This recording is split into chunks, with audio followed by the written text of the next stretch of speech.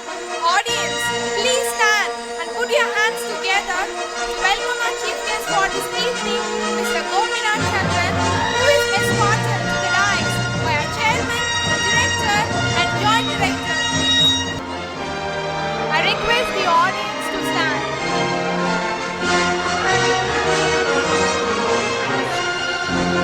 Put your hands together to welcome our chief guest for this evening, Mr. Gopinath Chandran, who is escorted to the dais by our chairman, director and joint director.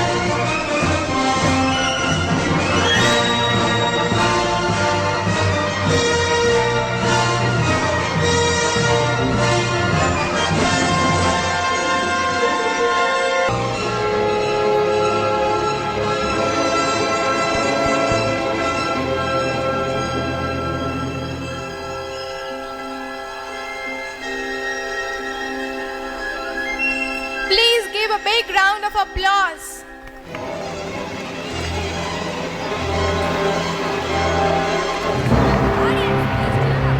Audience, please. Dear audience, here I present to you the man with the gift of gab, Niyanana fame, Mr. Gopinath Chandran, to freeze you to your seats. Let us invite to him to address. Amidst a big round of applause, Gopinath sir, I hand in the mic to you. We are waiting to hear you, sir.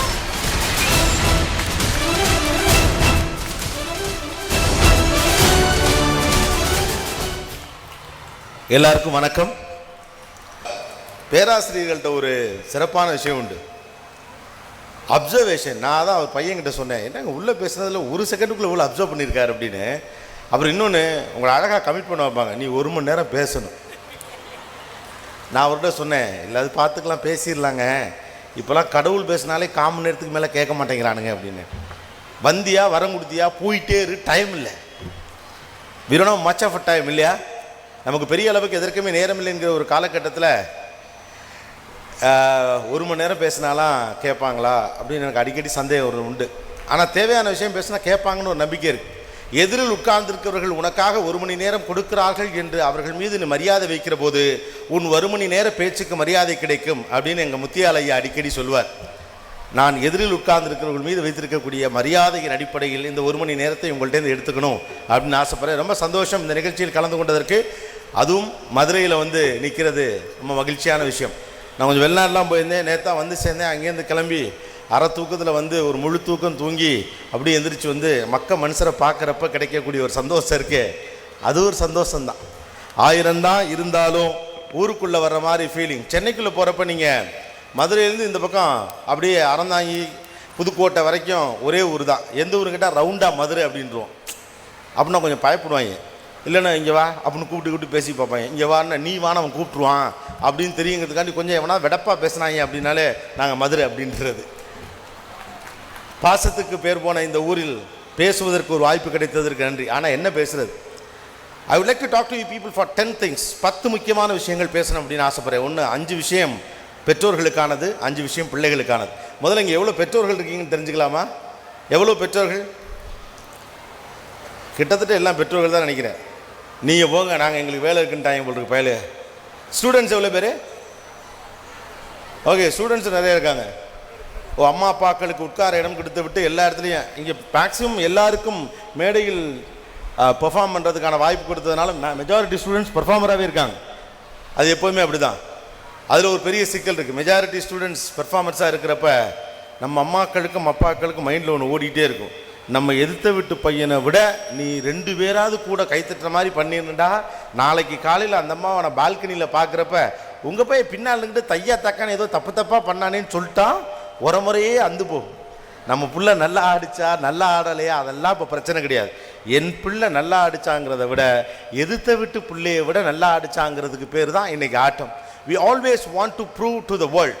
இன்றைக்கு இருக்கக்கூடிய மிக முக்கியமான சிக்கல் அப்படிங்கிறது என்னென்னா, நாம் எப்பொழுதும் யாரோ ஒருத்தருக்கு நம்ம நிரூபிப்பதற்காக தொடர்ந்து போராடி கொண்டே இருக்கிறோம். நம்முடைய வாழ்க்கை முறை என்பது அப்படித்தான் அமைந்திருக்கிறது. ஊருக்குள்ளே தன்னை யாருன்னு நிரூபிக்க வேண்டியிருக்கு, குடும்பத்துக்குள்ளே தன்னை யார் நிரூபிக்க வேண்டியிருக்கு, மூத்த மருமகளுக்கு இளைய மருமகளிடம் தான் யார் என்பதை நிரூபிக்க வேண்டியிருக்கிறது.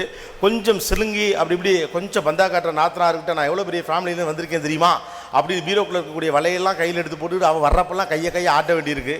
உங்கள் அண்ணேனா அது கல்யாணத்துக்கு முன்னால் இப்போ என் புருஷன் அப்படின்னு சாடமாடையாக சொல்ல வேண்டியிருக்கு. உப்பு கொஞ்சம் அள்ளி குழம்புல போட வேண்டியிருக்கு. தன்னுடைய அதிகாரத்தையும் நான் யார் என்பது தெரியுமா உனக்கு என்பதை ஊருக்கு காட்டுவதற்குமான பிரயத்தனம் எப்பொழுதும் நம்முடைய சமூக வெளிக்குள் உண்டு. நல்ல விஷயம்தான் அது. It is a motivational factor. நம்மை ஒரு இடத்திலிருந்து அடுத்த இடத்திற்கு அழைத்துச் செல்வதற்கு தேவைப்படக்கூடிய உந்து சக்தி இது கொடுக்கிறது என்பதை மறுப்பதற்கு இல்லை. ஒரு நண்பர் ஏதோ தவறு செய்து விட்டார், ஆனால் அவர் எனக்கு பாடம் தான் கற்றுக் கொடுத்தாரு அப்படின்னு நான் நினச்சிக்கிட்டேன்னு ஒருத்தர் சொன்னார் நம்முடைய சேர்மன். அப்படி வாழ்க்கையில் அந்த உந்து சக்தி எடுத்துக்கொள்ளுகிற வரைக்கும் அது பிரச்சனை கிடையாது. ஆனால் இப்பொழுது வெற்றி என்பதை இன்னொருவருடைய தோல்வியில் அடங்கி இருக்கிறது. நான் வெற்றி பெற வேண்டும் என்றால் யாரோ ஒருவன் தோல்வி அடைய வேண்டும் என்று என்றைக்கு ஒரு விதியை வைக்கிறோமோ அன்றைக்கு வெற்றி என்பது மிகப்பெரிய சுமை. வாழ்க்கையில் வெற்றி அடைதல் என்பது ஒரு சந்தோஷமான அனுபவமாக இருக்க வேண்டும். It should be happiest moment in the world. நான் மகிழ்ச்சியாக இருக்கிறேன், சந்தோஷமாக இருக்கிறேன், காரணம் வெற்றி அடைந்திருக்கிறேன் என்று நீங்கள் சொல்லுவீர்கள் என்றால் அது உங்களுக்கு மகிழ்ச்சியை தர வேண்டும், பயத்தை தரக்கூடாது. ஆனால் இங்கே வெற்றி என்பது ரொம்ப பயந்து பயந்து செய்ய வேண்டியிருக்கிறது. ஜெயித்தல் என்பது பயந்து பயந்து நடக்கிறது. வெற்றியை நோக்கிய பயணம் இங்கே சந்தோஷமாக இல்லாமல் இருப்பதற்கான காரணம், தோற்று போய்விடுமோ என்ற கவலையோடு இருப்பதற்கான காரணம், அடுத்தவன் ஏதாவது சொல்லிவிடுவானோ என்கிற அச்சத்தோடு ஒட்டியதாக இருப்பதால தான் வெற்றிக்கு மிகப்பெரிய பிரச்சனை இருக்குது. அதனால தான் first issue with the kid அப்படின்னு அந்த டாப் 5ல் ஒன்று சொல்லலாம். மனதில் என்னவென்றே தெரியாத ஒரு பயம், குழப்பம் நம்முடைய பிள்ளைகளிடம் இருந்து கொண்டே இருக்கிறது. அது என்ன கிளாஸ் படித்தாலும் தான், கிட்டத்தட்ட 5, 6ஆம் கிளாஸ்லேயே ஆரம்பிச்சிருக்கு. என்னன்னே தெரியாது, எதற்கென்றே தெரியாத ஒரு பயமும் குழப்பமும் நம்முடைய பிள்ளைகளிடம் தொடர்ந்து இருந்து கொண்டே இருப்பதை நீங்கள் கவனித்திருப்பீர்கள் என்றால் உங்களுக்கு தெரியும். முன்னாலெல்லாம் 4 நாளைக்கு ஒரு தடவை, ஒரு நாளைக்கு 10 நாளைக்கு ஒரு தடவை, ஒரு மாதத்துக்கு ஒரு தடவை என்னமோ மாறுப்பாங்க நம்ம பயல்கள்லாம். இப்போல்லாம் எப்போ பார்த்தாலுமே என்னமோ மாதிரி தான் இருக்காங்க. வீட்டில் ஒரு 40-45 வயசில் இருக்கக்கூடிய அம்மாவோ அல்லது அப்பாவோ எப்பயாவது என்னமோ மாதிரி இருக்குது அப்படின்னு சொன்னால் பரவாயில்ல. பசங்களுக்குள்ள ஒரு வியர்ட் ஃபீலிங் இருந்துகிட்டே இருக்குது. குழப்பமான, தெளிவில்லாத, மங்கலான ஒரு பதட்டத்தோடு கூடிய வாழ்க்கையை, இளமையை சந்தோஷமாக அனுபவிக்க வேண்டிய வயதில் இருக்கக்கூடிய நம்ம வீட்டு ஆண் பிள்ளைகளும் பெண் பிள்ளைகளும் எப்போதும் ஒரு சின்ன பயத்தோடு இருக்கிறார்கள். காரணம், அவர்கள் காதில் விழுகிற வார்த்தைகள் எல்லாம் தோற்று விடாதே, தோற்று விடாதே, தோற்று விடாதே, தோற்று தராத, என் கௌரவத்தை கெடுத்து விடாத, 4 பேர் முன்னால் ஊர் முன்னால் கல்யாண வீட்டில் போய் நிற்கிறப்ப யாரும் காரி துப்புற மாதிரி பண்ணிடாத, எதெல்லாம் நீ பண்ணிடக்கூடாதுன்னு சொல்லிக்கிட்டே இருக்கும். நம்ம எதெல்லாம் பண்ணிடக்கூடாதுன்னு சொல்லிக்கிட்டே இருக்கோமோ அதுதான் மனசில் பதியும். அதை தான் அவன் பண்ணுவான். என்ன பண்ணணும்னு இந்த ஊர் சொல்கிறதே கிடையாது. நல்லா படின்னு சொல்கிறது 4 தடவைனா, இப்படி படிக்காமல் போன மாடுதான் மேய்ப்பேன்னு 20 தடவை சொல்கிறோம். நல்லா படின்னு 4 தடவை சொல்லலாம், இல்லைன்னு சொல்ல. ஆனால் உருப்படாமல் போயிடுவோங்கிறத மூச்சுக்கு 300 தடவை சொல்லிக்கிட்டே இருக்கிறோம். இவனுங்க சொல்கிறதுக்காக உருப்படாமல் போயிடுவோம்டா அப்படிங்கிற லெவலுக்கு வந்துடும். 10 நம்மளாம் ஏதோ கலெக்டருக்கு படித்த மாதிரியும், அதெல்லாம் பிடிக்காம தான் வீட்டில் இட்லி சுட்டுக்கிட்டு இருக்க மாதிரியும், ப்ளூ கலர் கையிலேயே கட்டிட்டு குறுக்கை நெருக்கே நடக்கிற மாதிரியும், என்ன படிச்சுக்கிட்டு இருக்க, என்ன படிக்கிறானே தெரியாது. மேக்ஸ் பண்ணிக்கிட்டு இருக்கேன், ராத்திரி 8 மணிக்கு என்னடா மேக்ஸு, ஏதாவது எடுத்து வச்சு படிடா, எழுதிக்கிட்டே இருக்கான். என்ன படிக்கிறாங்க, என்ன சொல்லி கொடுக்குறாங்க, வாத்தியாரெலாம் வேறு எழுத்துருவாங்க. நம்மளுக்கு என்ன தான் சொல்லி கொடுக்குறாங்கன்னு தெரியல, எப்போ பாரு எழுதிக்கிட்டே இருக்கான். படிக்கிறது அவன், எப்படி படிக்கணும்னு நம்மளே சொல்லிக் கொடுப்போம். செல்ஃபோனை வெள்ளைக்காரன் கண்டுபிடிச்சா செல்ஃபி எப்படி எடுக்கிறதுன்னு கண்டுபிடிச்சோம்ல, அந்த மாதிரி படிக்கிறது அவன் தான் படிப்பான். எப்போ படிக்கணும், எப்படி படிக்கணும். காலையில் 4 மணிக்கெலாம் எந்திரிச்சு படிச்சிடணும். ஏன், நான் 4 மணிக்கு எந்திரிச்சிட்றேன். வீட்டில் பெரியவர்கள்லாம் ஒரு பெரிய அறிவுரை சொல்லுவாங்க, தப்பு ஒன்றும் கிடையாது. அதிகாலையில் இருந்து படிச்சிடணும். வீட்டில் ஒரு 50 வயசில், 55 வயசில் அல்லது 60 வயசில் பெரியவங்களை குறை சொல்ல இயல்பாக நமக்கு தோணக்கூடிய விஷயம். 3 மணிக்கு எந்திரிச்சுன்னு சொல்கிறாலாம் இருக்குது. 5 மணிலேருந்து இப்போ பின்னால் போயிட்டாங்க. இனிமேல் ராத்திரி 12 மணிக்கெலாம் எந்திரிச்சுன்னு பயன்படுது. படுக்கிறதுக்கே 1 மணி ஆயிடுது. நீங்களாம் டிவி ஆஃப் பண்ணவே 11 மணி ஆயிடுது. அதெல்லாம் நாட்டில் பிரச்சனையே கிடையாது. நீங்கள் 11 மணி வரைக்கும் டிவி பார்க்குறதுலாம் நாட்டில் பிரச்சனை கிடையாது. நாங்கள் வேர்ல்டு கப்பில் ஒரு மேட்ச் பார்க்குறது உங்களுக்கு அவ்வளோ பிரச்சனையே இருக்குது. 4 வருஷத்துக்கு ஒரு தடவை நடக்கிற ஒரு மேட்ச்சில், இந்த மேட்ச்லையும் நம்ம பாகிஸ்தானை ஜெயிச்சு வேர்ல்டு கப் ரெக்கார்டை கீப்பப் பண்ணுவோமா, நான் அவன் கோயிலெலாம் குளத்துலலாம் வேண்டிட்டு வந்து உட்காந்துருக்கான். அதே பந்தை வீசுகிறாங்க, அதே தான் விளையாடுறாங்க, அதே தான் திரும்ப திரும்ப போடுறாங்க. எப்பயாவது கிரிக்கெட் பார்க்குறவங்களுக்கு திரும்ப திரும்ப போடுற மாதிரி தான் இருக்கும். அந்த மேட்ச் முடிஞ்சு அதுக்கப்புறம் அவங்க போய் ஹாட்ஸ்டாரில் அதை ரீப்ளே பார்த்து, அதுக்கப்புறம் ஹைலைட்ஸ் பார்த்து, அது கனவுலையெல்லாம் வந்தால் தான் அது ஜீரணிக்கும். உங்களுக்கு கிரிக்கெட் தெரியலைங்கிற ஒரே காரணத்துக்காக 11 மணி வரைக்கும் நீயா நானா பார்க்குறது நியாயம்னா, அவன் ஒரு நாள் ஒன் டே மேட்ச் பார்க்குறதுல என்ன குத்தம்? எனக்குரியதெல்லாம் எனக்குரியது அப்படின்னு நினைக்கிறோம். படிக்கிறது நிமிர்ந்தான், ஆனால் எப்படி படிக்கணும்னு நாம தான் சொல்லணும். காலையில் 4 மணிக்கு எந்திரிச்சு படிச்சிடணும். நான்லாம் 3 மணிக்கு எந்திரிச்சிடுவேன். எந்திரிச்சு குளிச்சு, நான் என்னைய சொல்லலை, நம்ம சொல்லுவோம். 3 மணிக்கு எந்திரிச்சு குளிச்சு கிழிச்சு துண்ணூர்லாம் பூசிக்கிட்டு காலையில் வாக்கிங், 3 to 4 வாக்கிங். 4 மணிக்கு வந்து உட்காந்தனா காஃபி, அதுக்கப்புறம் நியூஸ் பேப்பர்லாம் படிச்சுட்டு கோயிலுக்கு போயிடுவேன். உங்களுக்கு வேறு வேலை இல்லை, அதனால் அதெல்லாம் பண்ணுறீங்க. மிக முக்கியமான இன்னொரு விஷயம், ஒரு வயசுக்கு மேலே தூக்கம் வராது. அதனால் நீங்கள் 3 மணிக்கு முடிச்சு போகிறீங்க. அப்படி முழிச்சுப்புட்டு நல்லா தூங்குறதுக்கு மனசு ஆசைப்படுறவன்ட்ட காலையில் எந்திரி, சந்தியா காலத்தில் படித்தா தான் படிப்பு வரும். படிக்கணும்னு நினைக்கிறப்ப எப்போ படித்தாலும் படிப்பு வரும். தயவு செஞ்சு காலையில் 4 மணிக்கு எவனை எழுப்பாதீங்க. Point number 1. உலகத்திலே பாவம் தூங்குறவனை எழுப்புறது தான். அப்படி தூங்குறவனை எழுப்பி நீங்கள் படிக்க வைக்கவே முடியாது. தூங்குதலை எழுப்புறதுக்கு பின்னால் நிறைய வைத்தறிச்சல் இருக்கு. தூங்க முடியலை, இவன் தூங்குறானே. இந்த உலகம் ரொம்ப ஆசைப்படுற ஒரு விஷயத்துக்கு பேர் என்ன தெரியுமா? தூங்குதல்.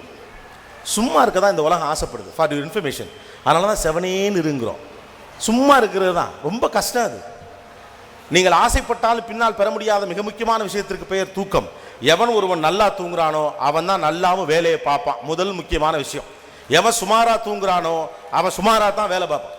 எனக்கு காலையில் வந்த உடனே நான் இறங்கின உடனே அவர் சார்ட்டு நான் ஒரே ஒரு விஷயம் தான் சொன்னேன். எனக்கு ஒரே ஒரு ஹெல்ப் மட்டும் பண்ணுங்கள் சார். மத்தியானம் வீட்டிலேருந்துலாம் உங்களுக்கு சாப்பாடு கொண்டு வரணும், உங்களை கவனிக்க நீங்கள் கெஸ்ட்லாம் சொன்னார்.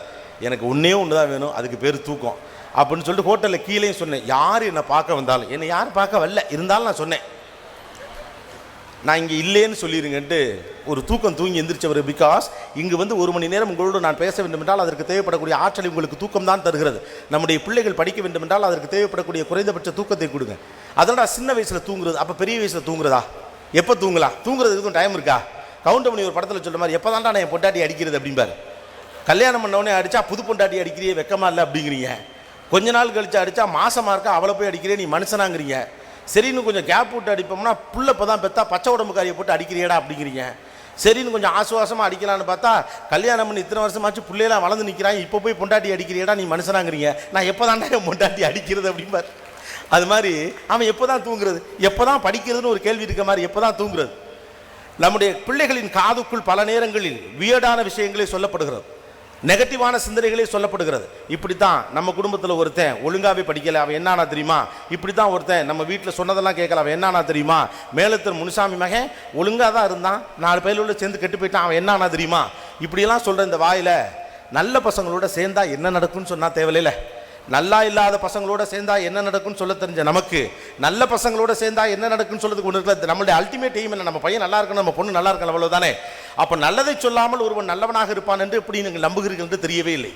ஒருவன் நல்லவனாக வளர வேண்டும் என்றால் அவனிடம் நல்லது சம்பந்தப்பட்ட விஷயங்களை தான் சொல்ல வேண்டும். படிப்பினால் கிடைக்கக்கூடிய பயன் என்னவென்று சொல்லலாம். படிக்காமல் போவதால் நீ என்ன ஆவாய் என்று பயமுறுத்துவதற்கு பெயர் ஒரு பிள்ளையை உற்சாகப்படுத்துவது கிடையாது. உங்களுடைய பலம் என்பது ஒரு பிள்ளையை உற்சாகப்படுத்த வேண்டும் என்றால் நல்ல விஷயத்தை தான் சொல்லி முடிக்க முடியும். The process towards elegance is more important than elegance. நீங்கள் எதை நோக்கி பயணிக்கிறீர்களோ அல்லது நீங்கள் எந்த பாதையில் பயணிக்கிறீர்களோ அது ரொம்ப முக்கியமானது. அந்த பாதை மிக மோசமானது என்று ஒரு ஆர்டிஃபிஷியலான மனதில் இருக்கிறனால தான் 7 வயசு 8 வயசு பையன்லாம் ரொம்ப குழப்பத்திலோடு இருக்கான். எல்லாமே மந்திரிச்சு விட்ட மாதிரியே இருக்காங்க. 9ஆம் வகுப்பு கிட்டே வருகிற போதே 10ஆம் வகுப்பு குறித்த பயம் வந்து விடுகிறது. இதை விட ஒரு மோசமான நிலைமை இருக்கவே முடியாது. படிப்பு ஒரு பிள்ளைக்கு தர வேண்டியதற்கு பெயர் துணிச்சலும் நம்பிக்கை. பயத்தையும் கவலையும் தரும் என்றால் அது கல்வி கிடையாது. அது பயத்தையோ கவலையோ தரக்கூடாது. நான் தோற்பேனா தோற்பேனா என்ற பயத்தோடு ஒரு பிள்ளை படிப்பதை விட சும்மா இருந்து விடவே முடியாது. நான் ஜெயிப்பேன் என்ற நம்பிக்கையோடு படிக்கிற பிள்ளை ஜெயிச்சிரும். தோத்துருவனோன்னு சந்தேகப்படுற பிள்ளை தோத்துரும். அவ்வளவுதான் வித்தியாசம். நீ ஜெயிப்படான்னு சொல்லுங்க, ஜெயிச்சிருவான். தோத்துறாதன்னு சொன்னா தோத்துருவான். அவ்வளவு. கெட்ட விஷயமே நம்ம பிள்ளையை நல்லதாக்கிரும் நீங்க நம்பினா நல்ல விஷயம் நம்ம பிள்ளைகளை நல்லதாக்காதா? படிக்காமல் போனால் என்ன ஆவா என்று சொல்லுவதை நிறுத்துங்கள். நன்கு படித்தால் என்ன ஆவா என்று சொல்லி பழக்குங்கள். நீ மேலே வருவதற்கு உனக்கு தேவைப்படக்கூடிய உத்வேகத்தை நெகட்டிவ் வழியாக கொடுப்பதன் மூலம் அப்பதான் அவனுக்கு சொரணை வரும். அப்படிலாம் ஒன்றும் வராது, கடுப்பு தான் வரும். இப்படிலாம் சொன்னால் சொரணை வரும் யார் சொன்னான்னு எனக்கு தெரியல. நமக்கு சொல்ல நேரம் இல்லை. ஏன்னா நல்லதை சொல்ல கொஞ்சம் 4 தடவை பொறுமையாக சொல்லணும். நமக்கு பொறுமை இல்லைங்கிற காரணத்தினால உடனடியாக இன்ஸ்டன்ட் இன்னைக்கு நைட்டு ஃபேர் அண்ட் லவ்லி போட்டு நாளைக்கு காலையில் சிவப்பாயிரம் நம்பித்தானே 25 வருஷமாக நம்மெல்லாம் போட்டுக்கிட்டு இருக்கோம். அப்படி நடந்துடும். இன்னைக்கு நைட்டு போட்ட உபதேசத்தில் மறுநாள் காலையில் பய தெளிவாயிரும். இன்னொரு முக்கியமான விஷயம், அது அக்கறையோடு கூடியதாக பல நேரங்களில் இருப்பதில்லை. நம்முடைய அறிவுரை என்பது பல நேரங்களில் அக்கறையோடு கூடியதாக இருப்பதில்லை. அது அதிகாரத்தை சொல்லக்கூடிய ஒரு வாய்ப்பாக இருக்கிறது. நீ என்னுடைய பிள்ளை, நான் சொன்னால் கேட்கத்தான் வேண்டும். இன்னும் சில பேர் இருக்காங்க, தம்மிடம் இருக்கக்கூடிய பேச்சு திறனை காட்டுவதற்காக அட்வைஸ் பண்ணுவாங்க. நம்ம குடும்பத்தில் அதுக்குன்னே ஒரு ஆள் இருப்பார். மாமா, சித்தப்பா, பெரியப்பா, பொண்ணு எடுத்தவங்க, பொண்ணு கொடுத்தவங்க வீட்டிலேருந்து அந்த சொந்தக்காரர் வந்தார்னா ஓடி தெரிச்சிருவாங்க. நான் வீட்டில் இல்லைன்னு சொல்லிடுன்னு. வந்தவே உங்ககிட்ட தான் சித்த பேச நினச்சேன், உட்காரு அப்படின்ட்டு. அந்த காலத்தில் நாங்கள்லாம் அந்த காலத்தில் நீங்கள் 1947லேருந்து 2005 வரத்துக்குள்ள நமக்கே தாடி வளர்ந்துடும். அப்படிலாம் ஒன்றும் கிடையாது. அந்த காலம் இந்த காலம்லாம் கிடையாது. எல்லா காலமும் ஒன்று தான். 1940 அநேகமாக 1900 பிறந்த ஒரு பெரியவர் இந்த பயல்கள்லாம் உருப்படியே மாட்டாங்கன்னு சொல்லிட்டு இருந்திருக்க வாய்ப்பு இருக்குது. யாருக்கு தெரியும்? உங்கள் வீட்டுக்காரையெல்லாம் அவங்க அப்பா திட்டி தான் இருந்திருப்பாரு, உங்ககிட்ட சொல்ல மாட்டாங்க. நான்லாம் அந்த காலத்தில் தாத்தா செத்து போயிட்டாருங்கிற துணிச்சல்ல அவ்வளோலாம் அள்ளி விடக்கூடாது. நீங்கள் என்ன பண்ணீங்கிற விவரத்தை யாராவது ஒருத்தர் பின்னால் சொல்கிறப்போ மோசமாக இருக்கும். நீங்கள் பள்ளிக்கூடத்துக்கு போகாமல் ஸ்கூலுக்கு பின்னாலேயே திரிஞ்சுட்டு அப்புறம் அங்கிட்ட உண்டிகளில் அடித்து விளையாடிட்டு மதுரை மீனாட்சி அம்மன் கோயில் குளத்தில் குளிச்சு இருந்துச்சு அடி வாங்கி உதப்பட்டு ஊரில் இருக்க பொம்பளை பிள்ளைகள்ட்ட எல்லாம் உரண்டை இழுத்து உங்களுக்கு யாருமே பொண்ணு கொடுக்காம தங்கச்சி காலில் உங்கள் அப்பா போய் விழுந்து அத்தைக்காரி நீ தான் ஒரு பிள்ளையை கொடுக்கணும்னு அந்த பிள்ளைக்கு கட்டி வச்சு அதுக்கப்புறம் உலகத்தை புரிஞ்சுக்கிட்ட அப்பாக்கள் நிறைய பேர் இந்த ஆளுக்கு உண்டு. ஆனால் கடைசியில் அந்த காலத்தில் நாலாம் அப்படின்னு நிறுத்திடுவார். ஏன்னா அதுக்கு மேலே சொல்ல ஸ்டோரி கிடையாது. தெருவாக ஓட விட்டு அடிச்சிருக்காங்க என்னை தெரியுமா அப்படின்னு. நமக்கு எப்பொழுதுமே ஒரு மனநிலை இருக்கிறது. என்னிடம் இருக்கக்கூடிய அதிகாரத்தை நான் செயல்படுத்த வேண்டும் என்ற மனநிலையோடு எப்போது நம் பிள்ளைகளிடம் நம்முடைய அறிவுரையை சொல்ல ஆரம்பிக்கிறோமோ அப்போதை பிள்ளை கேட்க தயங்குகிறான். உங்களிடம் இருக்க அக்கறையின் வழியாக நீங்கள் நின்று சொல்லுகிற போது ஒரு பிள்ளை தானாக கேட்டுக்கொள்கிறான். ஆனால் அதிகாரத்தின் வழியாக நின்று நம்ம எல்லாமே சரியாக தான் செய்கிறோம். ஆனால் வடிவேல் சொல்லுவார்ல, ஒரு இன்ச்சு நான் வந்துட்டான் கூறு ஆணி பொசுக்குன்னு விழுந்துட்டேன் அப்படிங்கிற மாதிரி எல்லாமே சரியாக தான் சொல்கிறோம். நம்முடைய துணி தான் தவறாக இருக்கிறது. நல்லா படின்னு சொல்கிறதுக்கும் படிக்கலைன்னா உருப்படாக போயிருக்கிறதுக்கும் ஒரே ஒரு வித்தியாசம் தான். நான் நல்லா தானே படிக்க சொல்கிறேன், நல்லா தான் படிக்க சொல்லிங்க, அதை எப்படி சொல்லணும் இப்படி சொல்லி பார்க்கலாம்ல. இரண்டாவது முக்கியமான விஷயம்ங்கிறது ஏன் அதிகாரத்தை காட்டுவது போல செல்ல வேண்டும். இப்படிலாம் பண்ணியிருந்தா உனக்கு ஒன்றும் நான் செய்ய மாட்டேன், இப்படிலாம் நீ பண்ணியிருந்தா நான் உனக்கு ஒன்றும் செய்ய மாட்டேன், இப்படிலாம் பண்ணியிருந்தா உனக்கு ஒன்றும் செய்ய மாட்டேன், இரியா படித்த ஆளாய் காசு பண்ணோம்லாம் சம்பாரிச்சு நான் உனக்கு ஒன்றும் செய்ய மாட்டேன். We always believe executing orders is authority. அதிகாரத்தை வெளிப்படுத்துவதற்கு பெயர் தான் உத்தரவிடுதல் நினைத்துக் கொண்டிருக்கிறோம். கிடையாது. அன்பை வெளிப்படுத்துவதற்கு பெயர் தான் மிகச்சிறந்த அதிகாரம். இந்த உலகத்திலே மிகப்பெரிய அதிகார சக்தி கொண்டது அன்பு மட்டும்தான். தன் தாயினுடைய கண்ணீர் துளிக்கு பயந்துதான் பல பேர் ஒழுங்கா இருக்கான். இந்த சமூகம் அப்படிப்பட்ட சமூகம் தான். தன் தந்தை தலை குனிந்து விடக்கூடாது என்ற கவலையோடு தான் பல பிள்ளை ஒழுங்கா இருக்க பார்க்குறான். என்ன நீங்கள் 24 மணி நேரம் அவங்ககிட்ட ஏதாவது கேமரா சொல்லிவிட்டு வாட்ச் பண்ண முடியும்? அதெல்லாம் கிடையாது. எங்கே ஒருவன் என்னுடைய தந்தை தலை குனிந்து விடக்கூடாது என்று நினைக்கிறானோ அவன் தவறு செய்ய பயப்படுகிறான். இது சமூக விழுமியங்களால் உருவாக்கப்பட்ட சமூகம். நாம் ஏது சிஸ்டமேட்டிக் சமூகமாக மாற்ற வேண்டும். ஒரு அமெரிக்காவை போலவோ உலகின் பல்வேறு வளர்ந்த நாடுகளைப் போலவோ இந்த நாட்டினுடைய அடிப்படை பண்புகளையும் கூறுகளையும் மாற்றிவிட வேண்டும் என்று நினைப்பதே ஒரு மடத்தனமான வேலைதான். இது சமூக விழுமியங்களின் அடிப்படையில் உருவாக்கப்பட்டது. அறம் செய்ய விரும்பு, அதுதான் ஏற்கனவே மிகப்பெரிய சட்டம். இதை செய்யலைன்னா ஐயோ ஔவையார் ஒன்றும் போலீஸ்லாம் பிடிச்சிட்டுலாம் போயிட மாட்டாங்க. ஆனால் உள்மனசு கொத்தும், உள்மனசு நமக்கு குத்தும். ஈயன இரத்தல் இழிந்தென்று அதனும் ஈயேன் என்றது அதனும் இழிந்தென்று கேட்கிறவனுக்கு கொடுக்கறதுக்கு ரொம்ப சங்கடப்படுவாங்க, இல்லைன்னு சொல்ல முடியாது. ஆனால் அப்படி கேட்டும் ஒருத்தனுக்கு நீ கொடுக்கலாம் உன் மனசு குத்தும். எத்தனை முறை கை நீட்டின ஒருத்தருக்கு காசு போடாமல் போயிட்டு என்னமோ தோணி திரும்ப வந்து பாக்கெட்டில் இருந்து ₹1 எடுத்து போட்டு போயிருக்கோம். இது ஏதாவது படிப்பு சொல்லி கொடுத்துச்சா? பண்பாடு சொல்லி கொடுத்துச்சு. நாம் ஒரு நாளும் ஒரு சிஸ்டமேட்டிக் டாலர் ட்ரிவன் கண்ட்ரிஸ் போல இங்கே வர வேண்டியதே கிடையாது. எல்லாவற்றையும் சட்டத்தின் வழியெல்லாம் பார்க்கவே முடியாது. நான் செய்கிற இந்த தவறினுடைய குடும்பத்தின் பெயரை கெடுத்துவிடும் என்று என்னுடைய உள்மனசுக்கு என் குடும்பம் ஒழுங்காக சொல்லி தந்திருக்கும் என்றால் நான் சரியாக வளர்க்கப்பட்டிருப்பதாக அர்த்தம். அவ்வளவுதான். நம்முடைய பிள்ளைகளை வீட்டை விட்டு வெகு தூரத்தில் வைத்துக் கொண்டே இருக்கிறோம். வீடுகளுக்குள் உரையாடல்கள் குறைந்து கொண்டே போகிறது. 7 பிள்ளை 8 பிள்ளை இருந்த வீட்டிலலாம் கலகலன்னு இருக்கும். வீடுக்கான ஒரு அடையாளம்னு ஒன்று இருந்துச்சு. வீடுனா எப்படி இருக்கும்? அது கலகலன்னு இருக்கும், சத்தமும் பேச்சும் கூச்சலுமாக இருக்கும். அதான் வீட்டுக்கான அடையாளம். இப்போ வீட்டுக்கான ஒரு அடையாளம் வச்சுருக்காங்க. மயான அமைதி இருக்கணும், சவுண்ட் இருக்கணும். யாராவது ஒரு அம்மா டிவியில் அழுகலாம், அவ்வளோதான். எல்லாம் அப்படி குறுகுறுன்னு. பசங்கள்லாம் ஃபோனில் இருக்காங்க, அம்மாலாம் டிவியில் இருக்காங்க, அப்பா நியூஸ் பேப்பரில் இருக்கிறார். இதுக்கு எதுக்கே வீடு கட்டினீங்க? வீட்டுக்கென்று ஒரு இலக்கணம் இருக்கிறது. வீடுகள் பேச்சுவார்த்தைகளோடு தொடர்புடையது. நாமெல்லாம் பேசி வளர்ந்த குடும்பம் தான். உன்னை எனக்கு பிடித்திருக்கிறது என்பதை உட்கார வைத்து நிரூபிக்க வேண்டிய அவசியம் நமக்கு இல்லாமல் போனது. நம்முடைய யதார்த்தமான பேச்சுக்களின் வெளியே, நாம் பேசக்கூடிய சாதாரண வார்த்தைகள் வெளியே ஒருவர் எந்த அளவுக்கு நேசித்துக் கொண்டிருக்கும் என்பதை வெளிப்படுத்துவதற்கான சந்தர்ப்பங்களும் சாத்தியக்கூறுகளும் அதிகமாக இருந்த நம்முடைய வீடுகளில் இன்றைக்கு அலுவலகம் போல ஒரு காட்சி அமைப்பாக மாற்றி வைத்திருக்கிறோம். வீடெல்லாம் இன்னைக்கு கான்ஃபரன்ஸ் டேபிள் போயிட்டு குடும்பம் நடத்துறாங்க. பயலுக்கு பிள்ளை 2 பேரும் முன்னால் உட்கார வச்சுட்டு 2 இட்லியை தட்டில் போட்டு மிளகாப்படி எண்ணெய் ஊற்றலே, ஏன் மார்க்கு குறைஞ்சிச்சு, ஏன்டா இட்லி குறைஞ்சிச்சு.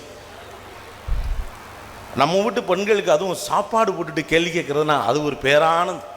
வாங்க வாங்க உங்களுக்காகத்தான் மீன் இறால்லாம் எடுத்து செஞ்சேன்னு சோத்தை போட்டு குழம்ப ஊற்றினோன்னு உங்கள் அம்மா ஃபோன் பண்ணாங்க, சோலி முடிஞ்சு. இந்த மீன் செத்துருக்க வேண்டாம், இந்த மீன் செத்து அதை நீ கொண்டு குழம்பு வச்சு என்ன கொள்றதுக்கு நான் வெளியிலேயே சாப்பிட்ருப்பேன். அம்மா மேசில் அருமையாக கோலா உருண்டை குழம்பாவது குடிச்சிட்டு வந்திருப்பேனே அப்படிங்கிற ஒரு லெவலுக்கு. The only important thing, there are no much of dialogues at home. வீடுகளுக்குள் பேச்சுவார்த்தைகள் குறைந்து விட்டது. நம்முடைய பிள்ளைகளிடம் நாம் பேசுகிறோம், ஆனால் எல்லாமே வெற்றி சார்ந்த விஷயங்களாக பேசுகிறோம். நீ நல்லா படித்து பெரிய ஆளாகி காரு பங்களாலாம் வாங்கி அந்த பங்களாவில் உங்களுக்கு இடம் கிடையாது. நம்முடைய வீடுகளை கொஞ்சம் குதர்க்கமாக மாறிக்கொண்டிருக்கிறது. 10-15 வருடத்துக்கு முன்னால் யாரோ ஒருத்தன் என் காதில் சொல்லிக்கிட்டே இருந்தான், பொய் சொல்லாத, தப்பு பண்ணாத, அடுத்தவன் பொருளுக்கு ஆசைப்படாத, பொறாமப்படாத, ஆண்டவன் பார்த்துக்கிட்டு இருக்கான் அப்படின்னு சொல்லிக்கிட்டே இருந்தான். ஏன் நம்முடைய வீடுகள் படின்னு சொல்லுது? இப்போ மார்க்கெட்டுன்னு சொல்லுது. நல்லா சம்பாதிக்கணும். எழுத்து விட்டு பையன் பார்த்தியா முருகேசன் மகன் எப்படி அமெரிக்காவுக்கு போயிட்டு வெல் செட்டில் ஆகிட்டான். அவன் அமெரிக்காவில் என்ன பண்ணுறான் நமக்கு தெரியாது, ஆனால் அமெரிக்கா போயிட்டாலே வெல் செட்டில். அதைத்தான் பேசிக்கிட்டு இருக்கோம்.